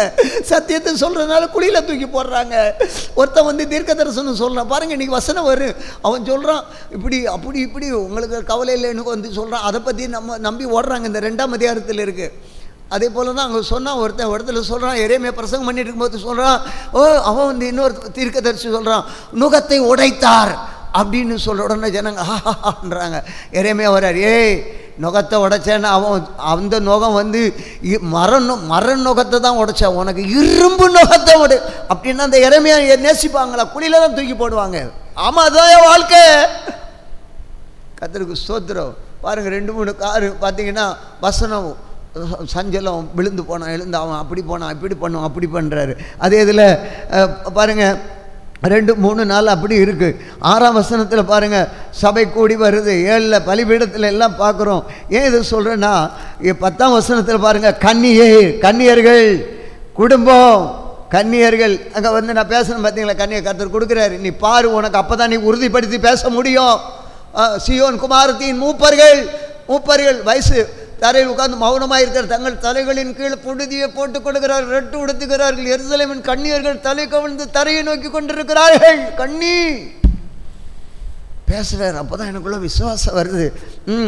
கீழே 11 பாருங்கள், பாலகர் 12, தாய் 13, கன்னியர்கள். 14ஆம் வசனம் படுங்க. 14ஆம் வசனம் நேரம் ஓடிட்டு இருக்கு. ஓரா பாலாராதியா ஷரவா. ஆமையன் ஆண்டவரே, உன் தீர்க்க தரிசிகள் அபத்தமும் வியர்த்தமுமான தரிசனங்களை உனக்காக தரிசித்தார்கள். இன்னைக்கு அப்படிதான் இன்னைக்கு சபையை வளர்ச்சிட்டு போயிருக்கிறோம். இன்னைக்கு நம்ம அப்படிதான் பிள்ளைகளை வளர்த்துறோம். ஏதோ ஒன்று இப்படி பண்ணு அப்படின்னு. அவர்கள் உன் சிறையிருப்பை விளக்கும்படி உன் அக்கிரமத்தை எடுத்து காட்டாமல் அபத்தமானவைகளையும் கேடானவைகளையும் உனக்காக தரிசித்தார்கள். அவன் எதை விரும்பி பார்க்குறானோ அவனுக்கு அப்படிப்பட்ட தீர்க்க தரிசனம் கிடைக்குது, அப்படிப்பட்ட காரியங்கள் கிடைக்குது. நீ எதை விசுவாசிக்கிறாயோ அதுதான் உனக்கு கிடைக்கும். அந்த தீர்க்க தரிசிக்கு இப்படி உலகத்தை ஆளுகளை ஏமாற்றி புரட்டி வேண்டி வைக்கணும், அவனுக்கு அந்த வார்த்தையை சொல்லி ஏமாத்துறான். நீ உண்மையான சத்தியத்தில் வழி நடத்தணும்னா அந்த வார்த்தையை கொடுப்பார். கேட்க மனசு உள்ள அவன் கேட்பான். கணவன் மனைவி ஆராதிக்கணும், அதுக்கு வழி தேடணும், நீ காத்திருக்கணும், ஜெபிக்கணும் தேவ சமூகத்தில். இது கேட்க மனசு வராத இந்த தீர்க்க தரிசி சொல்கிறதா நீ கேட்ப. ஆண்டவர் விடலை. 18ஆம் வசனம் பாருங்கள் எப்படி இருக்கு பாருங்கள். கன்னியர் வாலிபர் என்ன சொல்லி நீ கணக்கு கொடுக்கணும், இதை பேசுன்ட்டாரு. நான் வேறு எதுவும் யோசிக்காம விட்டுட்டேன். அவர்கள் இருதயம் ஆண்டவரை நோக்கி கூப்பிடுகிறது. சீயோன் குமாரத்தின் மதிலை இரவும் பகலும் நதி அளவு கண்ணீர் விடு, ஓய்ந்திராதே, உன் கண்ணின் கருப்பு விழிகள் சும்மா இருக்க விட்டாதே, நீ கேளு, கூப்பிடாளு. கண்ணீர், உன் கண்ணீர் அவர் துருத்தியின் அளவு இருக்கிறது. கண்ணீருக்கு கணக்கு கொடுக்கிறவர் இருக்குது, அவர் கணக்கு கொடுக்கிறார். நீ அழு, சும்மா இருக்காத. சில நேரங்களில் நமக்கே தெரியாமல் ஆளுக வந்துடுது. ஏண்டவரே சபை இப்படி இருக்குது, ஏன் அப்படி இருக்குன்னு, ஏன் சிறுவர் ஊழியம் எப்படி இருக்கு, எப்படிங்க சிறுவர் ஊழியம் எப்படி வரணும்? வர்றவங்க ஒரு குடும்பமாக ஆராதின்னா ஒரே ஆராதனையில் வர்ற பிள்ளையை அங்கே விட்டுடுற, வயசாச்சு வாலிபன் குழந்தை அங்கே விட்டுடுற, நீ இங்கே உட்கார முடிச்ச உடனே கூட்டின்னு போகிற, பின்ன எப்படி சபையில் எழுப்புதல் வரும்? எப்படி நீ துதிச்சு பாடுற? நீ வந்து என்ன நீ திட்டினா திட்டு, பாடுற எங்கள் ஆவியானவர் ஹூன்னு குலுக்குற, எங்கள் ஆளு நிரம்போ? பிள்ளை வாலிபன் சத்தியத்தை கேட்கண்டாமா? குழந்தைகளை நீ பக்கத்தில் உட்காந்து நீ துதிக்கிறத பார்த்து பிள்ளை பார்த்த உடனே அம்மா உன் வீட்டில் வந்து பிள்ளை கையை தட்டாண்டாமா? சபையே நீங்கள் எல்லாம் வந்து துதிச்ச நம்ம ஏன் நல்ல அருமையாக பாடுவது, சில வார்த்தை சொன்னாங்க, அருமையாக கிடையாது. ஏக்கங்கள் வேதனைகள் யார்கிட்ட சொல்ல? ஒரே யாரையோட கதை முடிக்கிற. பிரியாணி கடைன்னா 2 மைல் 3 மைலில் போய் அந்த கடையில் பிரியாணி போய் வாங்கிட்டு வான்னு பிள்ளைய விடுற. அங்கே சூப்பு நல்லா இருக்கு, சூப்பு வாங்க விடுற. இங்க எழுப்புதல் வராது, எழுப்புதல் வராது. சிறுவர் ஊழியம் வளராது. வருவாங்களா? அடுத்து வந்து ஜெபிக்க வருவாங்களா? எழுப்புதல் உண்டாகும், கர்த்தர் செய்வார். நான் விசுவாசிக்கிறவர் இன்னார் என்று அறிவேன், என்னைய படுத்திட்டேன் அவர் கரத்தை. கர்த்தருக்கு ஸ்தோத்திரம் உண்டாவதாக. அருமையான சபையை பாருங்க எப்படி இருக்குது. அதோடு விடுங்க, 3ஆம் அதிகாரத்தில் பாருங்க, சிறுமையை கண்ட புருஷன். நான் வாழ்க்கையில் சிறுமையை கண்ட புருஷன் இன்னைக்கு எல்லாத்தையும் கண்டோம், எல்லாம் கண்டுட்டேன். நல்லா கொடுத்து ஊழியக்காரனுக்கா 10,000 20,000 கொடுத்து நம்ம கூட ஒரு கிழிஞ்ச துணியை போட்டுட்டு கூட கொடுத்தும் கண்டேன், சிறுமையை கண்டேன், கொடுத்தும் கண்டேன், எல்லாம் கண்டோம்.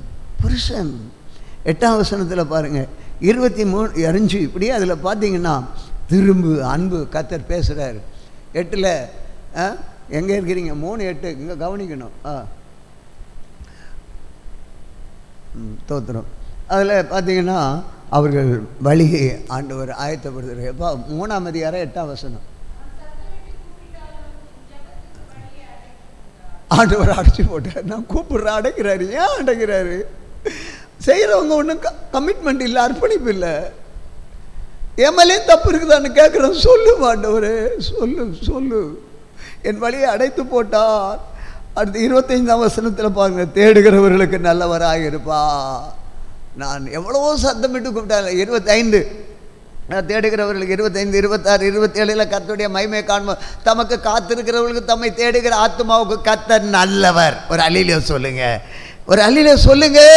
பாஸ்டர் எப்படி பாஸ்டர் அல்லேலூயா வரும்? இவ்வளோ நேரம் எங்களை புரிஞ்சு இப்படி பேசிட்டு இருந்தீங்க. வரணும். அவரை தேடுகிற பிள்ளைகளுக்கு கர்த்தர் நல்லவர், நல்லதையே செய்வார். உண்மையா தேடணும், எழும்பி தேடுங்க. காலையில் அதிகாலையில் தேடுங்க. பாருங்க ஆண்டவர் பேசுகிறார் பாருங்க. கீழே 40ஆம் வசனம், 40ஆம் வசனத்தில் 57ஆம் வசனத்தில் பாருங்க, கர்த்தர் கொடுக்கிற விசுவாச சபையே நீ இதெல்லாம் கணக்கு கொடுப்பார். 40ஆம் வசனம், ஆண்டவர் செய்கிற ஒரு காரியத்தில் தேவ மகிமை, நாம் நம்முடைய வழிகளை சோதித்து ஆராய்ந்து கர்த்தரிடத்தில் திரும்ப கடவோம்.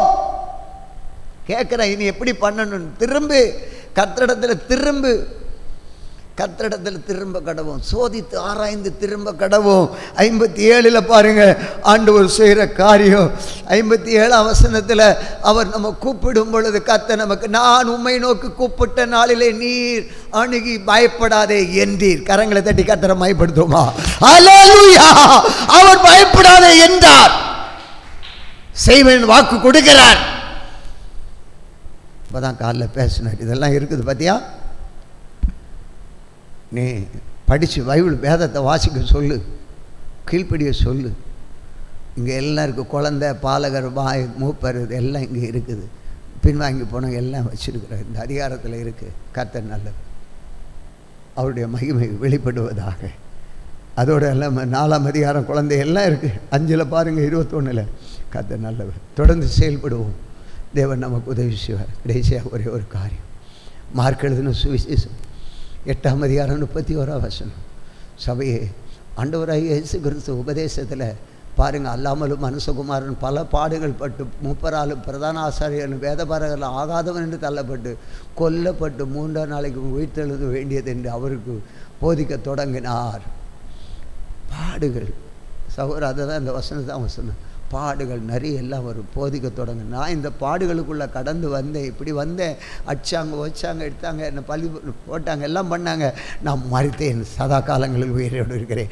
அதை என்னை பின்பற்றுங்கள், என்னை பின்பற்றுகிறவர்களை நான் சும்மா விடவே மாட்டேன், எது வந்தாலும் உங்களுக்கு கவலையப்படாதீங்க அப்படின்னு இயேசுநாதர் சொல்கிறேன். இதுதான் அவருடைய உபதேசம். நான் பட்ட பாடு என்ன, எப்படி வந்தேன், அந்த பாடுகள் மத்தியில் எனக்கு எவ்வளோ நிந்தை அவமானம் வந்தது. என்னை பின்பற்று, என்னை பின்பற்று, நான் என்னை அனுப்பினவருடைய சித்தத்தை செய்கிறேன், நீயும் என்னுடைய சித்தத்தை நீ செய்வாயா என்று கேட்குறேன். மத்திய எழுதின சுவிசேஷம் 8ஆம் அதிகாரம் 31ஆம் வசனம், லூக்கா எழுதின சுவிசேஷம் 8ஆம் அதிகாரம் 31ஆம் வசனம். இயேசு இந்த இடத்துல நம்முடைய வாழ்க்கையில் வந்திருக்கிறார். இயேசு இந்த இடத்துல இப்பொழுது வந்திருக்கிறார். ஏதோ ஒரு அலக்களிக்கிற ஆவி, ஏதோ ஒரு கிரியை நம்மை அலக்களித்து கொண்டு அதிலிருந்து விடுதலை தருவேன் என்று வாக்கு கொடுக்கிறார். தங்களை பாதாளத்திலே போக கட்டளையிடாதபடிக்கு அவைகள் அவரை வேண்டிக் கொண்டன. இன்றைக்கு நீங்களும் நானும் இயேசுவின் இடத்துல அர்ப்பணித்து செயல்படும் பொழுது ஆண்டவராக இயேசு கிறிஸ்து இந்த இடத்துல வந்திருக்கிறார். நம்மை அலக்களிக்கிறது, நம்மை நாசப்படுத்துறது, நம்ம கிறிஸ்துவுக்குள்ளே வளர விடாதபடி, செபிக்க விடாதபடி தடை செய்கிறது, அவிசுவாசத்தை கொண்டு வருகிறது, நம்முடைய வாழ்க்கையில் தோல்வியும் துன்பத்தையும் சந்திக்க வைக்கிறது. இந்த கிரிகள் இதெல்லாம் இயேசு கிறிஸ்து இந்த நாளில் விடுதலை தர வல்லமுள்ள. கண்களை மூடி நாம் செபிப்போம். இயேசு வந்திருக்கிறார். அந்த பிசாசு நாங்கள் லேகியம், என்னை ஒன்றும் பண்ணாத, என்னை விட்டுருன்னுது, என்னை விட்டுருன்னுது, என்னை நான் பாதாளத்துலேயும் போகிறேன், என்னை இப்படி விட்டுரு, நான் போகிறேன்னுது. இயேசுவே, எல்லோரும் ஒரு விஷயம் இடமே நின்று கத்தரை நோக்கி பார்ப்போம்.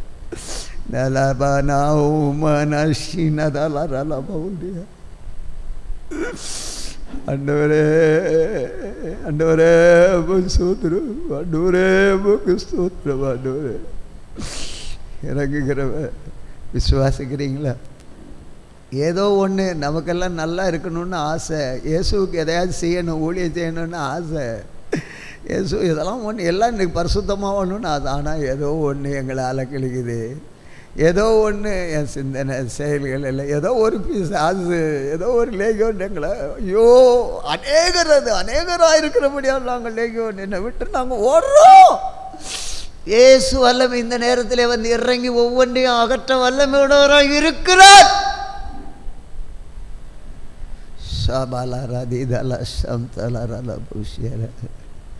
இயேசுவே உமக்கு ஸ்தோத்திரம், ஆண்டவரே உமக்கு ஸ்தோத்திரம். எந்த நிலையில் நான் இருந்தாலும்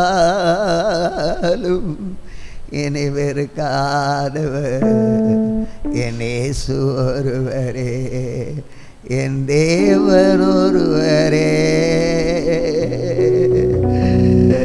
ஆமாண்டவரே, எந்த நிலையில் நான் இருந்தால் என்னை வெறுக்காத ஒருவர் இயேசு ஒருவரே.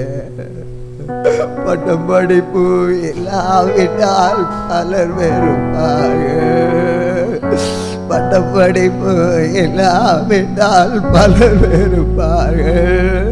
நீ பட்ட மரம் என்று சொல்லி பரிகசிப்பார்கள், நீ பட்ட மரம் என்று சொல்லி பரிகசிப்பார்கள். குற்றவாளியாய் நான் இருந்தால் பலர் வெறுப்பார்கள், குற்றவாளியாய் நான் இருந்தால் பலர் வெறுப்பார்கள். என் குற்றங்களை சொல்லி சொல்லி குமுற வைப்பார்கள், என் குற்றங்களை சொல்லி சொல்லி குமுற வைப்பார்கள். நோயாளியாய் நான் இருந்தால் பலர் வெறுப்பார்கள், நோயாளியாய் நான் இருந்தால் பலர் வெறுப்பார்கள். என் நோய்களையே சொல்லி சொல்லி நோக வைப்பார்கள், என் நோய்களையே சொல்லி சொல்லி நோக வைப்பார்கள். அநாதையாய் நான் இருந்தால் பலர் வெறுப்பார்கள், அநாதையாய் நான் இருந்தால் பலர் வெறுப்பார்கள். அன்பு வேண்டுமா என்று அலைய வைப்பார்கள், அன்பு வேண்டுமா என்று அலைய வைப்பார்கள். எந்த நிலையில் நான் இருந்தாலும், எந்த நிலையில் நான் இருந்தாலும் என்னை வெறுக்காதவர் என் இயேசு ஒருவரே, என் தேவன் ஒருவரே. ஆண்டவர். அவர் நம் நடுவில் வந்திருக்கிறார். பாடின இருக்குங்க, ஏதோ ஒரு கிரியை அலக்களிக்கிறது. இன்றைக்கே விடுதலை, இன்றைக்கே விடுதலை. அந்த சத்துரு நம்ம விட்டு, என்னை விட்டு நான் போறேன்னு இயேசுவே, ஊழியங்களை விட்டு இயேசு கிறிஸ்துவே, உடைய சபை விசுவாச மக்களை விட்டு இயேசு கிறிஸ்துவே, ஒவ்வொரு செயலிலும் இயேசு கிறிஸ்துவே எங்களுக்கு விரோதமாய் கிரியை செய்கிற எல்லாம் எங்களை விட்டு இயேசு கிறிஸ்து வந்து நீ அகற்றுகிறதற்கு உமக்கு ஸ்தோத்திரம். இன்று கண்ட எகிப்தியனை நீ காணாதிருப்பாயா? விசுவாசத்தோடு போன்னு சொன்னீங்களே,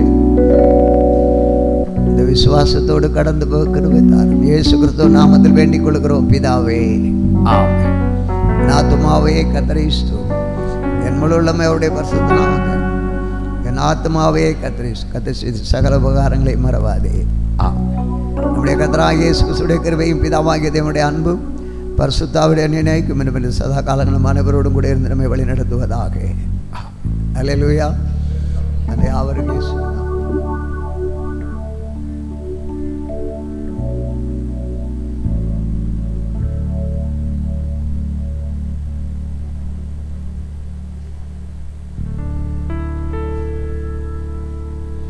சிஸ்டர் எப்படி இருக்காங்க? Grace sister